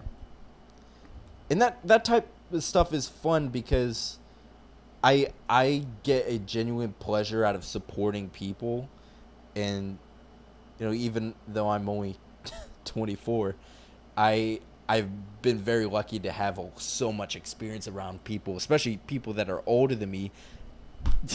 Got him. And like pick their brains. And Do you know, think get this to- is a game, bud? I'm sorry. Yeah. All right. Got but you him. know, for somebody my I really age, showed you the ropes there, didn't I, Jack? Yeah. For somebody my age, I will say that I feel like I've experienced a lot more life than other people, and I honestly think, from my understanding, that's why I was brought on to the board of directors, because I'm the youngest person on there. I hate bragging about myself, but I'm the youngest person on there by probably 10 years. Wow. You know, the other guys on there have Grammys. Like, What's your Grammy? what? Where's your Grammy? My Grammy lives in Rochester, New York. That was good. And I love her very much. I love you, Grammy. You called me old, and then I was like, all right, I'll get you one. I'm not fucking old. Are we old now? No, we're not old yet. Getting Getting there though. How are you guys? 30. Your birthday's coming up, isn't it? Yes, tomorrow. What? Oh, what? I forgot. Jesus Christ. To You turn 31 at midnight. 31 at midnight. What Yep. are we doing, bud? I was gonna go home at some point, but I think. Wait. Hey Chelsea, you still on there? I knew it was. I knew it was. Bring the dog over. Get some blow and some hookers or what? I mean, make it a night? I don't know. You only turned 31 once. Yeah, it was awful. On the coronavirus. It was awful. Yeah, we're the same age, but we're like what three months. I think you're like apart? 3 months older than me, yeah. You know, at midnight. 3 months apart is what I would say. Oh, okay. You know, I will say, because my birthday was in May. It was kind of different. if you say anything about turning 24, I'm gonna smack the shit out No, of no, you. no, no. It was You different. really might It kick was- my ass. He's a black belt type. It was was- a rough year. Yeah. Well, it was different. Oh my god! Don't ruin it for me. I don't know no spoilers. All right. It was different having a birthday during COVID. Oh yeah. Although I had one too. Yeah. I am a homebody. He's having one right now. Yeah, exactly. Chelsea had one too. I during COVID? am true, a yeah. homebody. I do like Yeah, me too. being home, and you know, like for my 21st birthday, I went up to Amelia Island. My family came down from Georgia. They That's cool. rented a place, and I actually had a gig up there. So I stayed in the hotel after my gig, and you know, I shared a beer with my dad. And you know, that night I went home, and I got home to my apartment here in Jackson at like 9 a.m. My room was like, "Did you just turn 21?" I'm like, "Yeah." She's like, "What are you doing?" I'm like, "I'm going to bed." No. And she's you like, don't go to "We'll bed to when you beach turn bars?" I'm 21. like, "Fuck yeah." Yeah. You have to go to every bar. You went to beach bars during Yeah, COVID? I went to the beach bar. Yeah, that's the way you do it in It's like Jacksonville. fun, but I'm not. So Jack's really, got COVID, everybody. Just letting you know. I don't like celebrating. I hate award ceremonies. I don't. I really just don't like. So what'd you do when LPT won in the IMA? He did nothing, and he hasn't talked about it at all. I took a shot. Actually, I'm just what was kidding. supposed to happen is we were all supposed to fly up to New York, and there was supposed to be big red carpet sort of thing, like mini Grammys. Yeah. sounds You know, awesome. but hashtag COVID, Yeah. and that ruined all my hopes and dreams. What are you talking about? You Uh, got the award. so you got- Well, guys- I know, and I have a nice little plaque, and it's Congratulations. awesome. So you got the because credits. I literally submitted their album and the tracks and everything, which is great. But they did all the heavy lifting. I just picked the tracks, but they're awesome.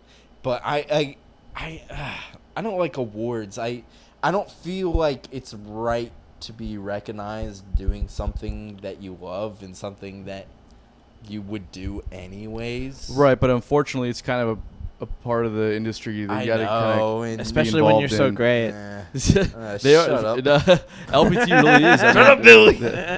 They really are. They're a great band for sure. Yeah, damn. I would have bought a lot more whiskey if I remembered your birthday was at No, it's midnight. okay, it's I'm fine. sorry. It's okay. I was brought vodka. I got some vodka and rum Yeah, I love both of those. and beer. um, I won Well- an award. what'd you win? I peaked very early. I was Kentucky's second most beautiful baby when I was a baby. So, proud of you. Thank you. I'm proud of you. so Jack, we do have a question. How do you submit your songs for that kind of stuff? So, Yeah. the IMAs, the Independent Music Awards, again, is kind of like the indie version of the Grammys. They do it once a year. There's basically all the same categories as the Grammys, give or take some of the more obscure ones. But there are people that, literally have won Grammys judging this stuff. People like Joe Satriani. For whatever reason, Joe Satriani stuck out in my mind. But Yes. those type of level people are the people that are That's the A-lister judging you it. chose So to- it's not just like, some guy that has been around in his hometown and it's like, I know the best bar musicians ever.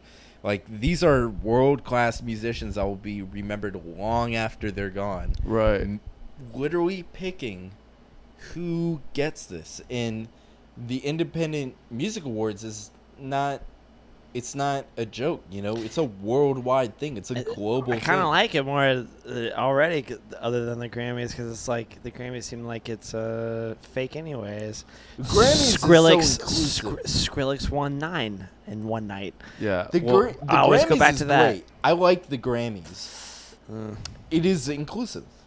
well, that might be my 7th unpopular opinion tonight. You know? Oh, Well- speaking of unpopular oh, opinions, Well, we're Wait, not there. wait, We're wait, not we're there not yet. there. Wait, Yeah, hold we it have a till the segment end. at the end. Hold We it have a till segment the at the end. end. We'll get it. but We're getting close. But though. what is that process though of submitting music to Yeah, the yeah, IMAs that's right. or That's right. or Sorry, I something keep like that? interrupting. it's very, very simple. You just create an account. It's free.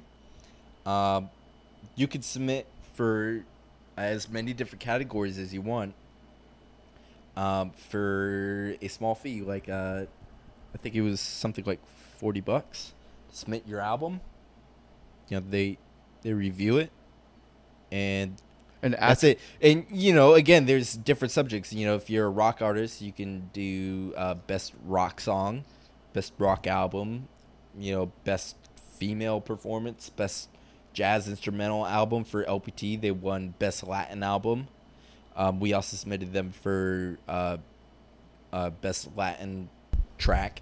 Best Latin album? That's Yeah. a big fucking. Yeah, That's it's awesome, awesome. man. That's Congratulations. what That's I'm a saying. big deal. Like, A way to put Jackson on the map And- too. exactly. These guys, I mean, individually, LPT is so special because they are a collective of guys that I've personally played with in so many different settings, from corporate wedding gigs to jazz gigs to pop gigs, from anywhere from the percussion section to the keyboardist to the vocalist to Fucking the Stan Piper, horn bro. players. Yeah, Stan Piper kills it on the bass. Yeah, he's an animal. Baby bass. He's a badass. All these guys are just total chameleons of what they do, and they get together and they just like smoke the salsa thing. And that's not something you just walk into.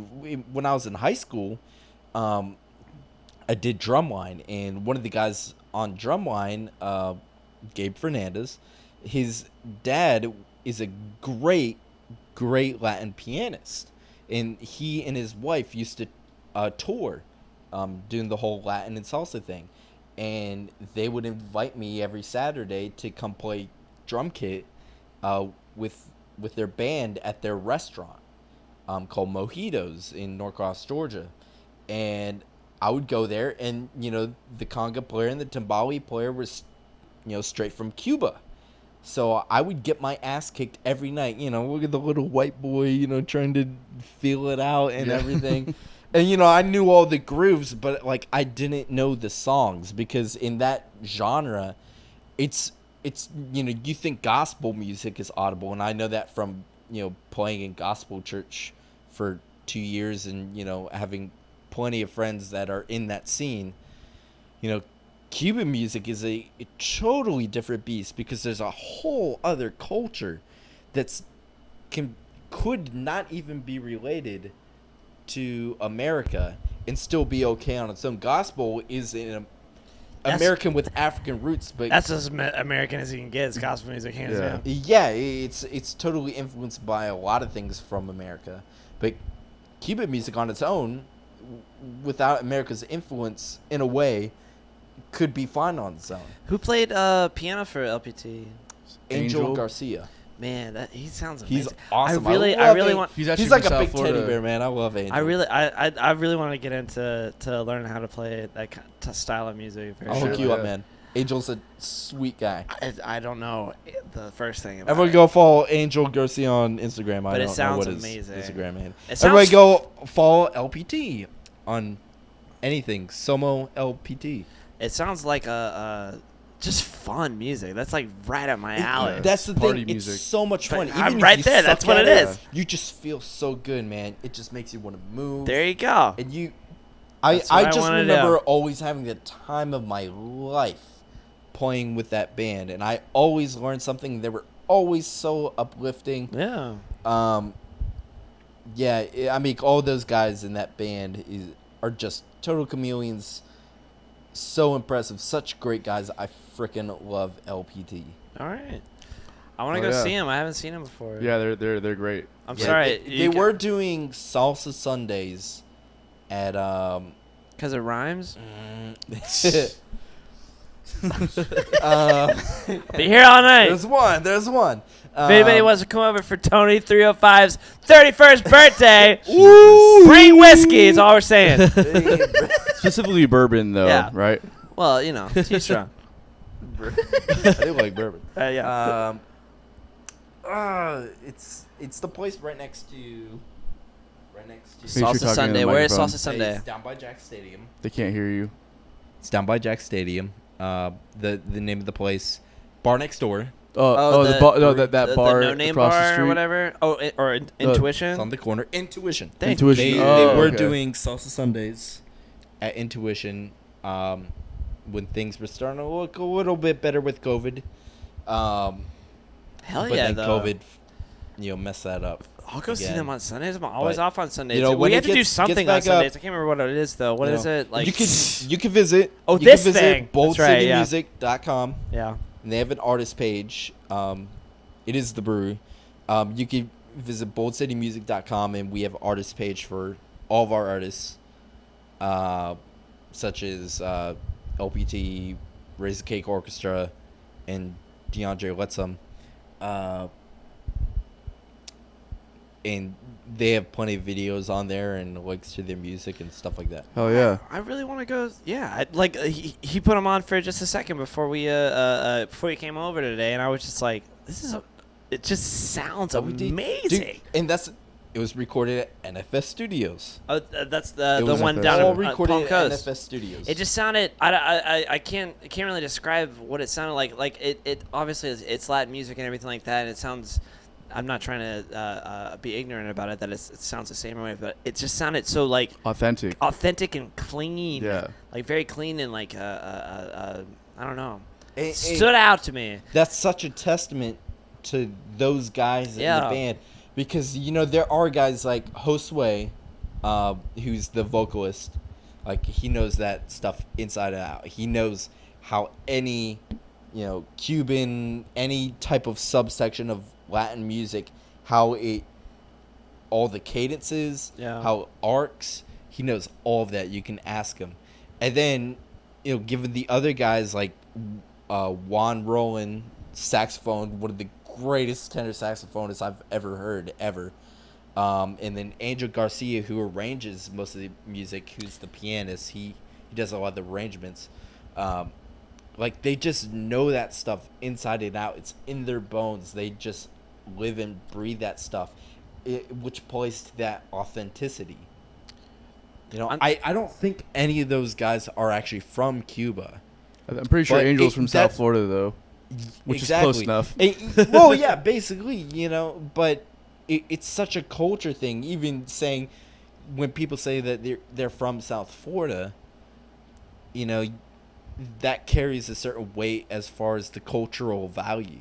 Right. Do you know anything Of about that. that, Tony? It was- I didn't- 305. I didn't grow- from? I'm from South Florida. Okay. Yeah, I didn't grow up. We didn't. I am Cuban, but we didn't grow up listening to that. But you did hear it, just on a regular basis, I just like being it around a and lot. everything. And there's a huge Latin scene down there, as far like, especially in the pop and like the jazz world. So I'll talk to But- Angel, yeah, and then you've got the N, I have To no ends. Cuba. I have no ends. and we'll just start over. And all of a sudden, How do you say? hustle was how do you say side hustle? How do you say side hustle in Spanish? I have no idea. I don't Let's speak go, Spanish bud. either. I'm the worst Cuban you'll ever meet. He does. He does. I'll say, I wish now more than ever. I'm not trying to make any sort of like political statement. The way my middle school worked is that it was either you took French, Spanish, or German. So it German? switched. I know. You picked German, didn't you? No. It was on a cycle though. So depending on the year, 1 year is French, the next year is Spanish, the next year is German. I landed on What? French. I took 7 years of French. You did? Barely remember a lick of it. Tu parles français? Oui. Tu es pas encore? Mom. What did I just say? What did I just say? You are a big fish. I know. I'm not. My mère is professeur français. Oh, bon. So I know French. This is fun. Yeah. Anyway. My roommate is actually, dude. My roommate is actually from France, Oh, wow, that's and his amazing. dad has like a castle in France. Or What part of something. France? I have no idea. You have no idea. Well, my mom's a French teacher anyway, so I grew up learning French and I- everything like I that, love which is French. French completely is a- useless here in French- Florida. No, French not is in a Florida, not in beautiful South language. Florida. It's exactly. It's just a. I dated Useless a very language. nice Haitian girl, and she spoke Creole, and it is nothing like French. It's not the same thing, but you can have a conversation though. Like barely. It's like Spanish and Portuguese or something, you know. It's French. Okay, but I'm saying the difference, though. You know what I mean? Is it like a casual like a? It's a dialect. It's like dialect a of French. completely different language. Yeah. It's close. It's close. Yeah, it's close. They say some like basic words. Like, Whatever. This is not a language podcast. Like I don't know where we're getting into this. But yeah. we're getting. Welcome to Rosetta Zone. So what, you wish you would have taken Spanish? Is that what you're saying? I do wish I had taken Spanish. Estoy aprendiendo español. I mean, you know, shut the fuck up. You know, like when I was playing in that Cuban restaurant in high school, like that would have been so much more valuable to me than knowing how to conjugate verbs in French. French, yeah. Well, And you try don't remember any explaining of to it. every Cuban that speaks Spanish to you that you're Cuban and can't speak Spanish. He can speak Spanish. He has. I've seen him. I've seen him speak Spanish. That's to the people. worst fucking. No, you can't. You're throwing yourself out I of feel the so bus. bad. That's one of my, like, you know, uncareer goals that I want to actually sit down and It only take takes the like time to learn Spanish. it takes like 2 years to learn Spanish. I have the worst memory. I can, when some people ask me to remember my birthday or like when were you born, I have to go Your own birthday. May 19th, Yeah, I keep forgetting my birthday's tomorrow. 1996. You know, so that's how bad my memory is. So when I learn things, Did you when I say learn, 1996? I know I'm. Hey, can you give me a BB? You know, drink. I have a hard time remembering things. I love you, mommy and daddy. I cannot remember your birthdays other than my mom's birthdays in September and my dad's birthdays on like the first part of December. My memory is just that bad. As much as I love them both so dearly, I have such a hard time remembering Interesting. specific things. I'm bad at history. Let's dig into I'm this, bad really. at Let's get remembering into this. definitions. This has gotten so off the tracks. I was fucking with you. Wait, who are you? Yeah. Where am I? All right, well then, like, if it's getting this off the tracks, let's just go with the unpopular. You're popular. Like, cause like this is usually what happens. It's like, hey, this is a lot of fun. We get really into music talk and everything like that, and then we have like I don't know about 4 to 5 shots of fucking whiskey, and then like We're off topic. way off topic.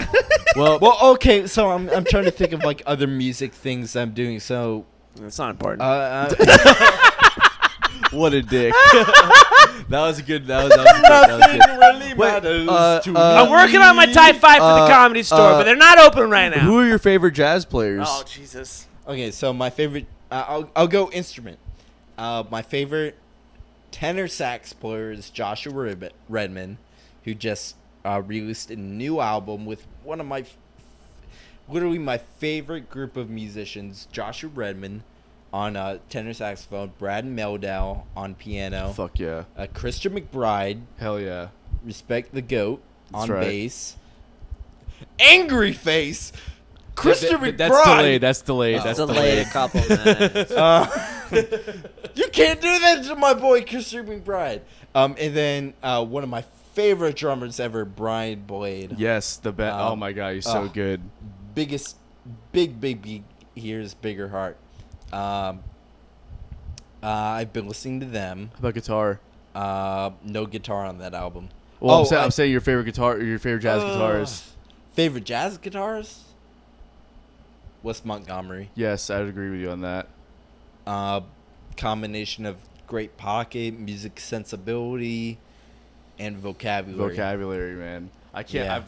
I've tried to transcribe some of his shit. I'm just like, I can't do this. One of my, I think my second or first jazz record was Wes Montgomery, Smoking at the Half Note. Yeah.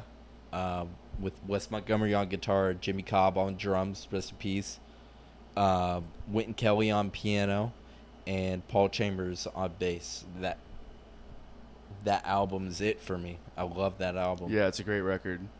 Who are your favorite jazz players, Bill? So like 96, I would say John Stockton, for sure. That Game 6 in the finals against Michael Jordan was amazing. The matchup, probably the best point. Pause. Have you seen the Jordan doc? The Jordan documentary, the like 8-part. I thought you didn't like sports. I love sports. What? I thought you said you didn't like sports. No. But you got my joke immediately. I was My second favorite jazz player is Karl Malone. I would say that for sure. But John Stockton is my favorite jazz player. Okay, cool. Fair enough. Sorry, what were you saying though? I was saying I love sports. You do? I love music more than sports. Are you a Braves fan since you're from Atlanta? No comment. What? Oh, Georgia sports are garbage. What are you talking about? He doesn't like the Braves. he Holy said. cow! Anybody that wears red and black is just doomed to choke. Falcons Super Bowl. Yeah, the Braves- Falcons suck, but the Braves are awesome. When was the last time they made it past the first game in the playoffs? It's been a while since they made it to Hawks. the playoffs. Oh, chancy. Hawks- can sometimes surprise you. Yeah, but are you really gonna the Georgia Bulldogs though? Are you really gonna say something about them? The Georgia Bull. Oh my gosh, you made me lose my You're hat. half Well, The yeah, Georgia sorry. Bulldogs. This is the common theme Oh, that happens here now. Good grief. I'm just saying they're good teams, and in the '90s they were great too. But All whatever. right, so let's move on to unpopular opinions. 'cause I But hate that was sports. All right. that was something that we thought would be funny because I don't know anything about jazz Okay. at all. Obviously, that's I know that's, we've talked about it before. You me, were Charlie Brown. Yeah, Yeah, Charlie Brown. I know Charlie Brown. But I thought that would be hilarious to ask. It'd Oh, be my like, mom commented her birthday. Mom, Sue, No. Mom, I love you so much, and I know you called me. She called me like an hour before this. I'm Oh, like, no. Mom, I'm gonna go pick up a beers, and I really gotta get to this thing.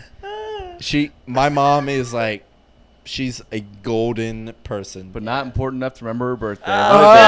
Oh, shut up! I love my mom so But much. that I was trying to think of the questions to ask you because I don't know anything about jazz at all, and I know that I'm ignorant and everything like that. I'm sure jazz is great or whatever, but I thought it would be hilarious for him to ask you what your favorite jazz players are, and then ask me what my favorite jazz players are. Yeah, that was planned. Yeah, that was planned. But yeah, John Stockton for sure, one of the best point guards ever.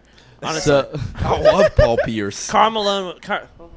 I mean, Andrew Jones. Gosh, John Smoltz, Okay, I feel like you're just making up. Barry Bonds, total cheater. Okay, all right. I got it. Yeah, okay. All right, so unpopular opinion number one for me. I love taking baths. We're gonna do unpopular opinions. Wait, what? now. I'm a baths guy. Bass? Okay. I love taking baths.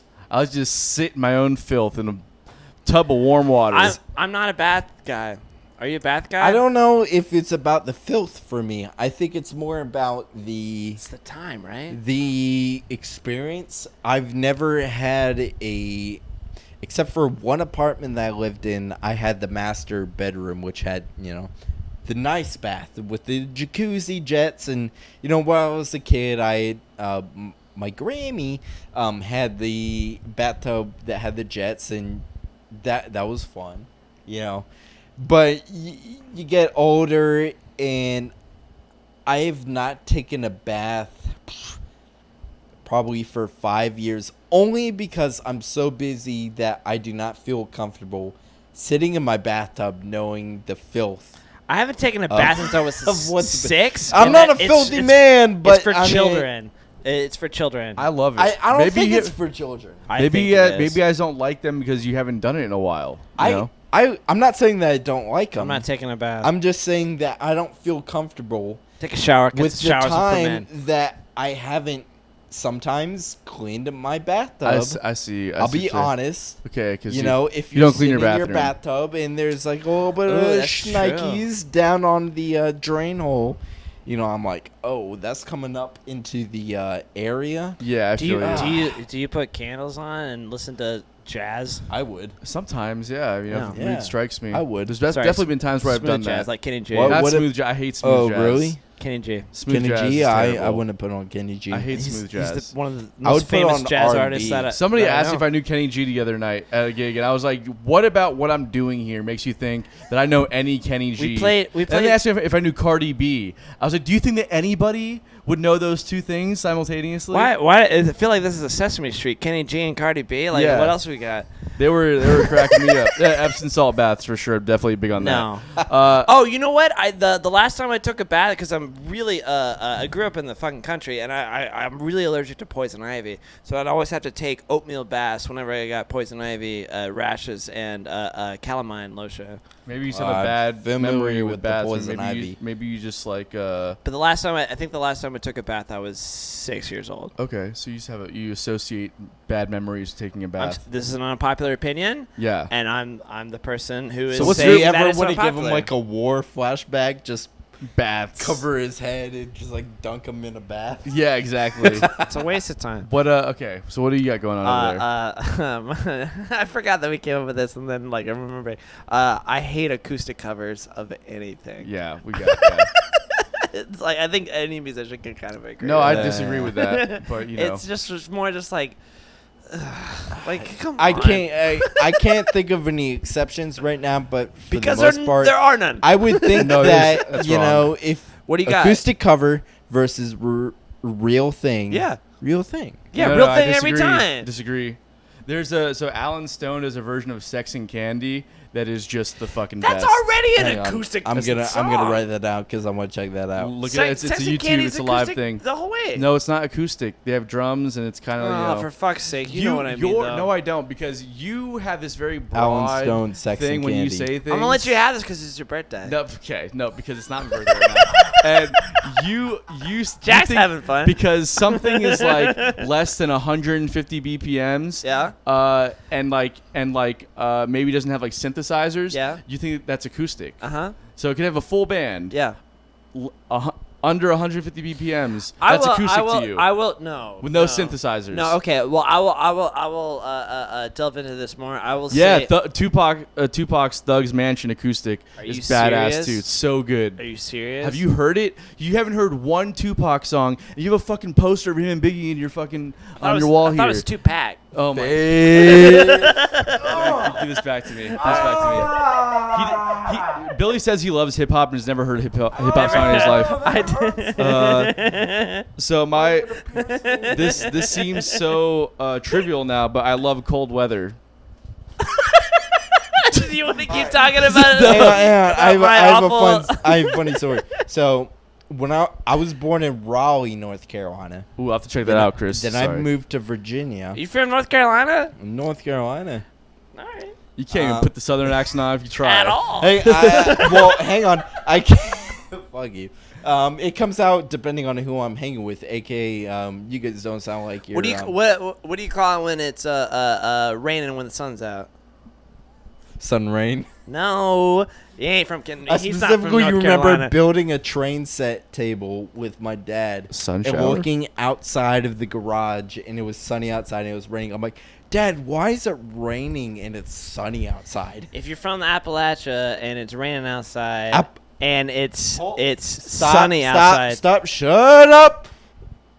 The Appalachia, you're not from the South. Like, not- Appalachian like, yeah. Mountains. I've always thought it was Appalachian. but- Appalachian, hands down. Appalachian. That's what I thought it was, right? You ain't from there then. No, I'm not. You ain't from Okay. Kentucky. Yeah, then he's definitely not from North Carolina. Yeah. Well, he was born in Raleigh. You grew up in Atlanta. But anyways, when it's raining outside Which is not really the South. and Rain, sir. when it's raining outside and it's sunny, they say the devil's beating his wife. That's a very common expression.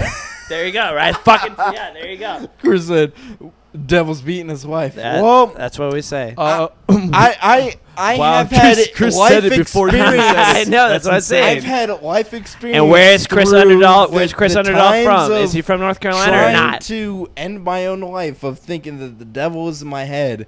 I'm not thinking about the devil beating his wife. I'm I- thinking about the devil beating me. I always but call I'm it- not thinking anything about his wife, It's- so I don't it's- know what you're it's- considering. It's I always just, called it's it- just making what that you say up there. I don't know what to or tell you. relation I always between call the it as- devil and his wife. I always called it a sun shower. A sun shower. Is, So I'm, I'm just Well, saying. because you're from like a city where it's people. a sun shower. It's sunny outside Yeah. and a shower. Well, because you're from a city It's where not people pouring. think about things before they say them. Well, right? no. So I'll take this. It's a- Billy, shut up. Shut it's up. a it's Shut a up. it's a, All right, collo- give me it's that. a colloquialism. He turns Yeah. up his volume. You, It's you've oh, already, right, right, no, right. I turned down you actually. Yeah. But it's my turn. Your turn. Sorry. Got a little ahead of myself. My number 2 is I hate TikTok in every fashion. Yeah, everyone hates TikTok. We Next. got it. Wait, hang on. The only thing I like about TikTok, Put your music on there. I think. What? You can put music on there? I do not have a TikTok. When I had it, because TikTok is. But you're so ultimately- young though. I thought you did. TikTok is. Burn. TikTok is basically a recreation with minor time adjustments of. Vine. Vine was the Um, best. I'd I kill only for had Vine. Vine for a week. I'm like, this is stupid. I've only had Twitter for a week. Twitter's had hard too. I Twitter don't get it. Since I was a sophomore in high school. Yeah, Twitter sucks. Um, but Vine and was then awesome. North Kakalaki, that's where he's from. You're A girl telling me that- you're from Raleigh and you don't know what? I'm from Raleigh, North Kakalaki. He's not. He's not from there. I love that. You're from fucking. from We a city. know He's our from a- North Kakalakis. He's from a real city. It's Kakalaki. okay. He's from. He's city Kakalaki. city boy from Atlanta. All right. Yeah. City boy from North Kakalaki, How do you say Atlanta? Atlanta. See, he says it the same way too. Atlanta. Oh, whatever. Everyone makes fun of the way that I say it. How Yeah, do you because say you it? say it all weird. Atlanta. Atlanta. You say like you put a preposition at the beginning of the phrase. That's how you say it. You're so Atlanta. tense. Have you ever gotten a massage? And I don't take You haven't? baths. All right. One of my ex-girlfriends got me a massage for Hand and Stone, which is like in Town Center.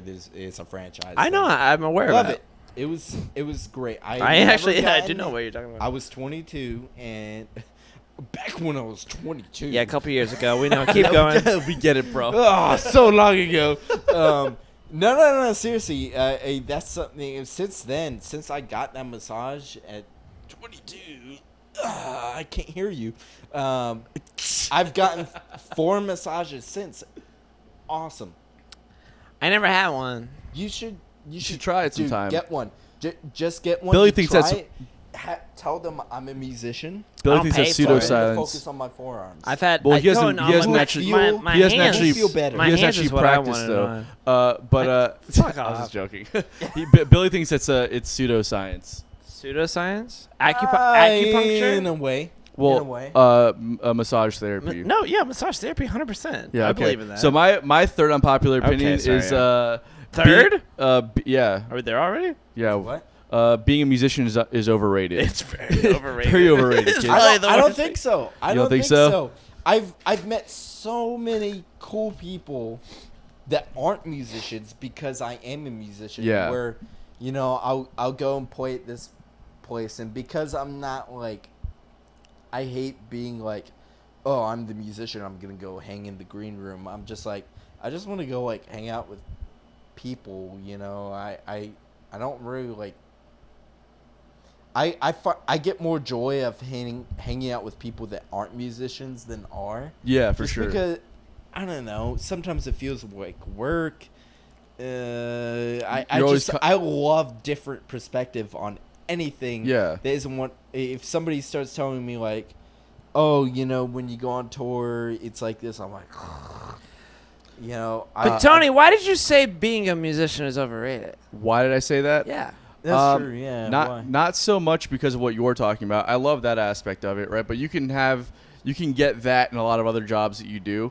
I'm more speaking of because first off, taxes are a motherfucker. Yeah. Okay.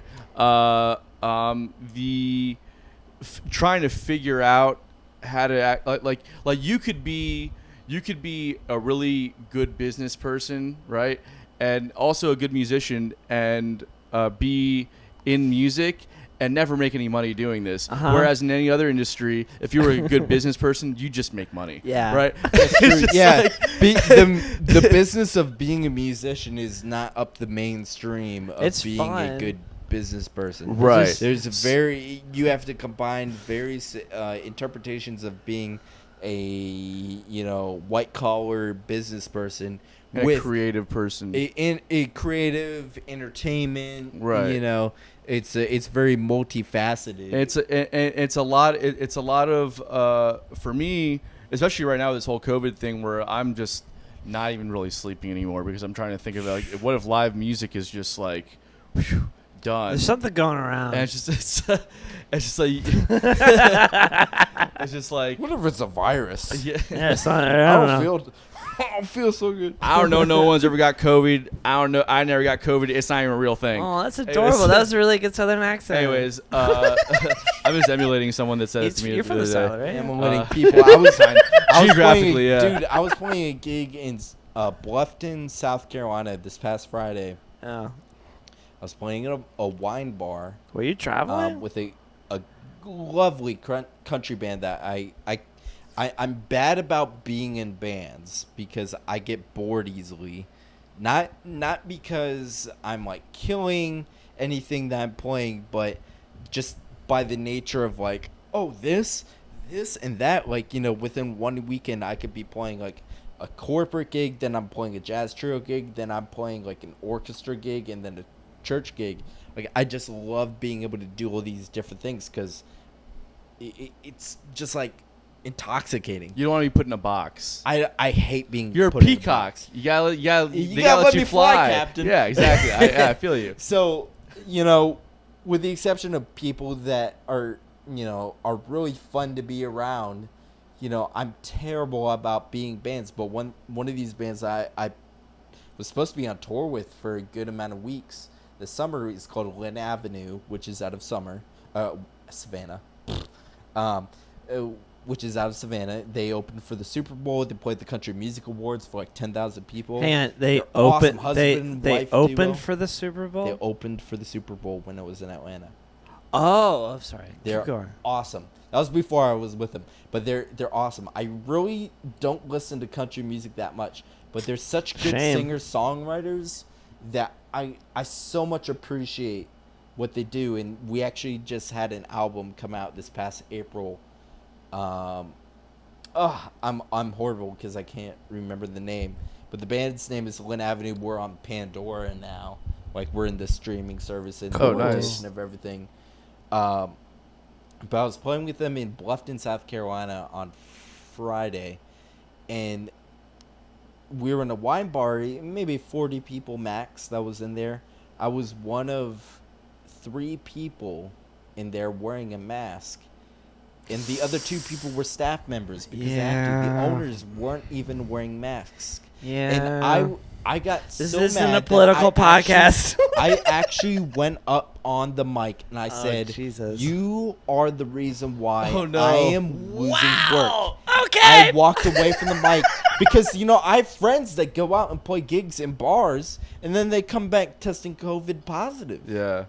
because there are people there projecting their air, putting their particles to it, and God bless my friends, they are not the healthiest beings. And they test positive. And they're, now they're in the hospital. And, Jesus. I got off the mic. I said, "You are the reason why my friends are facing fucking death." Oh my And God. you're the reason why your friends are never working at that place again. Exactly. And that just makes me furious Yeah. that people can be that selfish. I feel you. Uh-huh. Yeah. No, I feel you though. You have a mask, Billy, right? Yeah, of course. I've got Yeah, I've got a 6 of mask. them. I mean, I trust you guys. We I all know. play. Now I am. I've been staying inside my house except letting people in every now and then. I haven't. You know the this. random cat, the random wolf. Yeah. No, I'm literally like Sometimes a these, bear. These guests and then Tony, and that's about it. Yeah. That's Tony? about it. Yeah. Me. He calls me Tony. 305. I don't know. He likes to call me Because that. have you never seen fucking what's the name of that damn movie? Scarface. He's Tony 3. Yeah. Oh, okay. Yeah. There you Tony go. you got it. Montana. 'Cause What's he's what's your last unpopular Oh, opinion? well, I want Jack to be around for it. Okay. So we can talk amongst ourselves until then. Okay. What do you want to talk about? How you doing? I'm doing great. How you doing? I can't believe that I forgot that it's your birthday tomorrow. It's. I mean, we don't have to talk about it on air. No, but did you lose that shirt that I gave you? No, I still have it. It just didn't fit me right. I've got real You- broad shoulders. You told me you told I me to can't get you fucking size medium. yeah, but like, But now I know that you're a large. no. It's. I still wear a medium. Okay, it's just that I have. I'm not even joking anymore. I have really broad I shoulders. do too. That's why I have to wear and size I large. have a very short torso, I have a long torso. but I have long arms also. We know. That's Yeah. why you're reptilian. Right. So I. Because you there's- look like a dinosaur that came to life. Yeah. So there's very specific brands that I can wear. I've got short legs. Your This is really interesting content. the shirt that you bought me, which was it Santana's it's 1999. the best shirt I'd rather be ever. listening to Santana's 1999 smash hit. What's it called? Smooth, Smooth featuring Rob Thomas. featuring Rob Thomas. Off of the platinum-winning album Supernatural. Yeah. I think that's how it goes. Yeah, that's how it goes. So yeah, it just doesn't fit me right. That's all it is. So you need another one. I don't need another I one. didn't get you anything for your birthday. That's okay. I knew it was coming up. I know it's in July, and I know that that's why you don't have a lot of friends because you, like, as a kid, like, your birthday is in the summer, so you didn't have a lot of people coming over to your house. I didn't have birthday parties when I was a kid. Exactly. Yeah. Were you Jehovah's Witness? No. But you didn't Well, because. I did have birthday parties actually. I'm thinking about it. I did have some. But you birthday were, parties. but because it's in July, you just don't have parties. Yeah, I did have parties. Yeah. Yeah. I had neighborhood friends. I grew up in a city, so we had a lot of people around all the time. I grew up in the country. I still had birthday parties. What are you fucking So talking what's about? what's your last unpopular My last opinion? popular opinion, and I think this might relate to you. Do you like Star Wars? I've yet to meet anybody that can beat me in Star Wars trivia. So I love Star Wars more than any person in the world. Okay, it And sounds there's like a no way, challenge. and I already know this about you, that you do like Star Wars a lot. He has seen the first one maybe, and I saw he the doesn't know first- who Obi-Wan the- Kenobi I is. saw One, episode. the I saw Phantom episode Menace? 4 through 6. No, and actually the Phantom Menace, I always say is because you were still a zygote. Can You were get not to even. You your weren't even. unpopular opinion already? But my last unpopular opinion is I hate all of the new Star Wars movies that have come out in the past 6 years. Oh, the sequel. The sequels, not the Disney prequels. era? Yes, I can't stand any of them. There was talk of retconning it. I doubt they're going to do that. I know Kathleen Kennedy is stepping down. And Kathleen Kennedy It's over. is like the Disney protege. There's no of more. George Lucas. I really can't say that I cared for the sequel trilogy. I don't think it played out in a way that was a proper continuation of the storyline of This the is Star like- Wars this- legacy. His face is the Especially- same face that I make when you guys start talking about jazz right now. But That's all I'm trying to say. It's like they ended the whole entire saga saying, the rise of Skywalker, the entire lineage is supposed to be about the Skywalker era. And they didn't And give the Luke first or two Leia a fucking episodes kid. Did not address anything concerned to that. No. They just all decided sudden, this was supposed to be the main point. The Force Awakens was a rehash of New Hope. Yeah, I agree. Last Jedi had some fuzzy feelings It was whenever okay. Luke was involved. Luke was not the Luke that I wanted to be. Nope. If you look at the comic books happening in between, it was awesome. Luke was the Luke that I wanted him to be. But then you get to The Last Jedi, and it was like The worst they were movie I've ever trying. seen. They were just trying to make up for it. Palpatine was awesome in those movies. Where did he come from?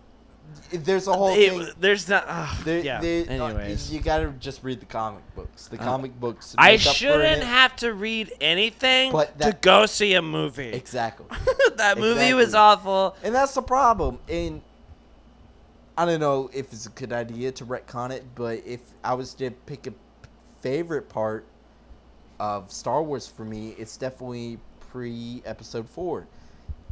I Yeah, will the say that you originals. cannot beat me on any trivia pre-episode 4 of Star Wars. I will be. Especially Clone Wars era. Have you watched Star Wars The Clone Wars, the animated series? No. Fuck you then. I really like Darth Vader a lot. Don't talk to me. I'm What a are you big ta- Darth Vader guy.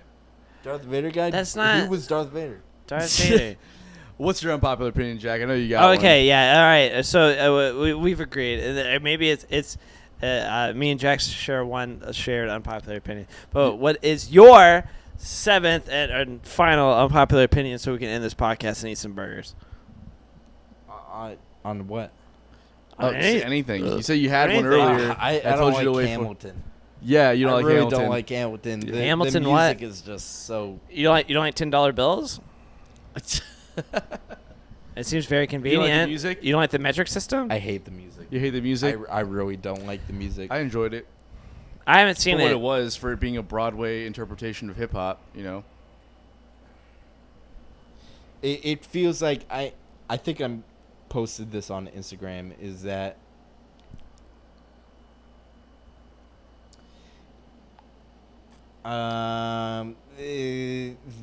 the verses made in Hamilton, like the rap verses, Yeah. it felt like you found that one guy that could rap in high school that was in your theater program. And you're like, wow, you can kind of rap. But you know that's what it is, And though. they're like, wow, you can really rap. And they totally overhyped it. I was listening to the album because I taught a camp 2 years ago where he like did a verse, or one of the campers did a verse of from Hamilton. I'm like, lyrically and performance-wise, even after listening to the actual album version, I just wasn't impressed. It just felt very like we're trying to do this. I'm like, you tried. There's there's know? definitely an element of it that's definitely overhyped because of the context of what's going on, but I think if you take into account, and I'm a huge hip hop fan. I'm a huge hip hop fan. Yeah, me too. Okay, so if you take into account the I was just doing it to make him laugh. yeah, I know. I'm a performer. What do you want me to do, bud? Fight the studio guy. Yeah, exactly. If you take into account that that's exactly what it is, a Broadway interpretation Yeah. of hip hop, then I thought it was pretty decent for what it was. I think it's different. You haven't even watched it yet, But just so you have no opinion on it. Then yeah, but you like, haven't watched it. oh, okay, I get that. But like every other musical, I've seen a lot of musicals before. Yeah. And they're all Scarred by a lot of music. yeah, like everybody had to go watch The Sound of Music in 4th grade, and Yeah. like that's awful. Yeah, it's boring. Yeah, it's boring. Yeah. So fucking change it up, and he changed it up. So he's an innovator. Yeah. I get what you're saying though, Jack. But at the same time, for what it is, I could appreciate it for what it is. I haven't seen it. It's a musical, and there is a bunch of controversy on the historical aspect. There's no historical. There's a no certain accuracy. Yeah, we were talking about There's this no earlier. accuracy. Earlier Yeah. before you came There's no over. historical accuracy. It's Uh-huh. fine. But you don't go to a Broadway musical to find Learn historical history. accuracy. Okay. I know, First off, it's an all black cast playing an all white. First off, so on the face of it, this is not historically accurate. Why not? Just well, exactly. I posted. I'm like, the lyrics and the music is like at face value trying to represent hip hop values. Doesn't and, seem like it's and they're like, like part of the well, time at all. Don't you know it's in a time frame of historical value? I'm like, yeah, it feels So Jack- lying about it. Yeah, right. It's all a lie. Have We you get seen- it. The whole thing's a lie in its face. Jack, We have you get it. seen Amadeus before? Yes. Yes, he's never seen it before. No. But Amadeus is a great movie that is historically inaccurate for what actually happened. Yeah. But they had like all the sets and time periods and everything that are extremely historically accurate. Yeah, About like absolutely. what it was like, and they even had like the harpsichords and everything. It's an incredible movie that they made in 1984. The one best costume and everything like that. But again, it's an opera with hip hop. Dude, it's so hard to determine because especially now, It's not gonna things be have accurate so at all. things have so much production value. They have Yeah, so I much know. money behind it. Yeah. I think They're it's a good idea. I like it. I haven't even seen it. I'm not opposed to Hamilton. On paper, I like I it. just think It's alright. Yeah. I think it's overhyped. Yeah, it's It's okay. art, yeah, yeah. It's definitely overhyped. I can agree Definitely with you on that. disagree. I think it's innovative. You haven't as even hell. watched it yet. You Shut have your not fuck up. even watched it. Just yet. the thought of it and the idea of it is very innovative. You haven't even watched it yet. A Anyways, hip-hop this has been musical. You don't I even wanna like see hip hop. This has been another episode of Bottom of the Bill. Thank you All right. guys so much for tuning in. This is Jack Miller. Make sure you follow him on what is it, Jack? Did you know that your Instagram name sounds like you're performing a sexual favor to a drum kit? Jesus You know, Christ. shut up. All right, so my Instagram is Jack in the Drums, but you know what's funny is that Wait, how do you my spell it? Facebook page actually recently got removed for sexual content. Probably because you said you Why? hate Hamilton. Yeah, you can't say you hate Darn Hamilton. me, you know. That's, a why I ve- couldn't tag you in the shares earlier. my That's an my unpopular Facebook page, opinion. Jack Miller Music 1, was removed for controversial sexual content. How'd you spell one? Well, so what kind of sexual content? WON. Yeah, So you was it want- because you you call it Jack and the Drums? That's why they removed I you. have no idea. I actually submitted a claim to them. Well, So- Jack's figuring his Facebook out right now. I- But follow him feeling- on Jack and the Drums. If I don't have my Facebook and I have my life, I'm figuring my Facebook life out. But you can follow me on Jack in the Drums. Yeah, on I Instagram. forgot. For He always now. forgets this. He forgets to cheers, and then if you'd like to plug anything, You want to plug please. anything? Do you want to plug anything? Yeah. Please follow Bold City Music. Bold City Music. Visit boldcitymusic.com. Follow LPT on Facebook. They're really and good. Instagram. I recommend them. They're awesome band. You won't be disappointed. I promise you. And yeah, please just stay tuned. You know, we have a great music video for LPT coming out on July 31st from the track Los Bravos. That means the brave. It does. Yeah. Good job. It's great. I wish I had taken Spanish in high school. You know? Let's see here. Go follow it. Static. Static the MC. Static on Instagram. We released a new track about 2 months ago. That's really, really good. There's a album, his debut album called Trap Always Open on Spotify and all streaming platforms that you can go listen to. It's awesome. I love that album. That was my first real professional album that I mixed, and it yeah. was just such a great learning experience and really, really fun. I mean, yeah, please just keep up with me. Follow me on Instagram. Add me on Facebook. I promise I haven't Once his done page anything comes back. sexually weird as Facebook claims. And it's 3 hours. I don't have an ice cream truck or anything. All right. It's 3 hours till Tony 305's birthday, so please comment on his page. I can't believe it. Tony, happy birthday! I can't believe Happy, it's gonna happy be your birthday. A lot of great Happy things going birthday. on in Jacksonville. Everybody keep tuning Bottom of the Bill and keep tuning everything Nothing Jack's is got going happening on. in this city. Yes, watch Bottom of the And- Bill. Yeah, watch Bottom of Uh, the Bill, and then that's about it. And we'll see you guys next time. All right. Adios, muchachos.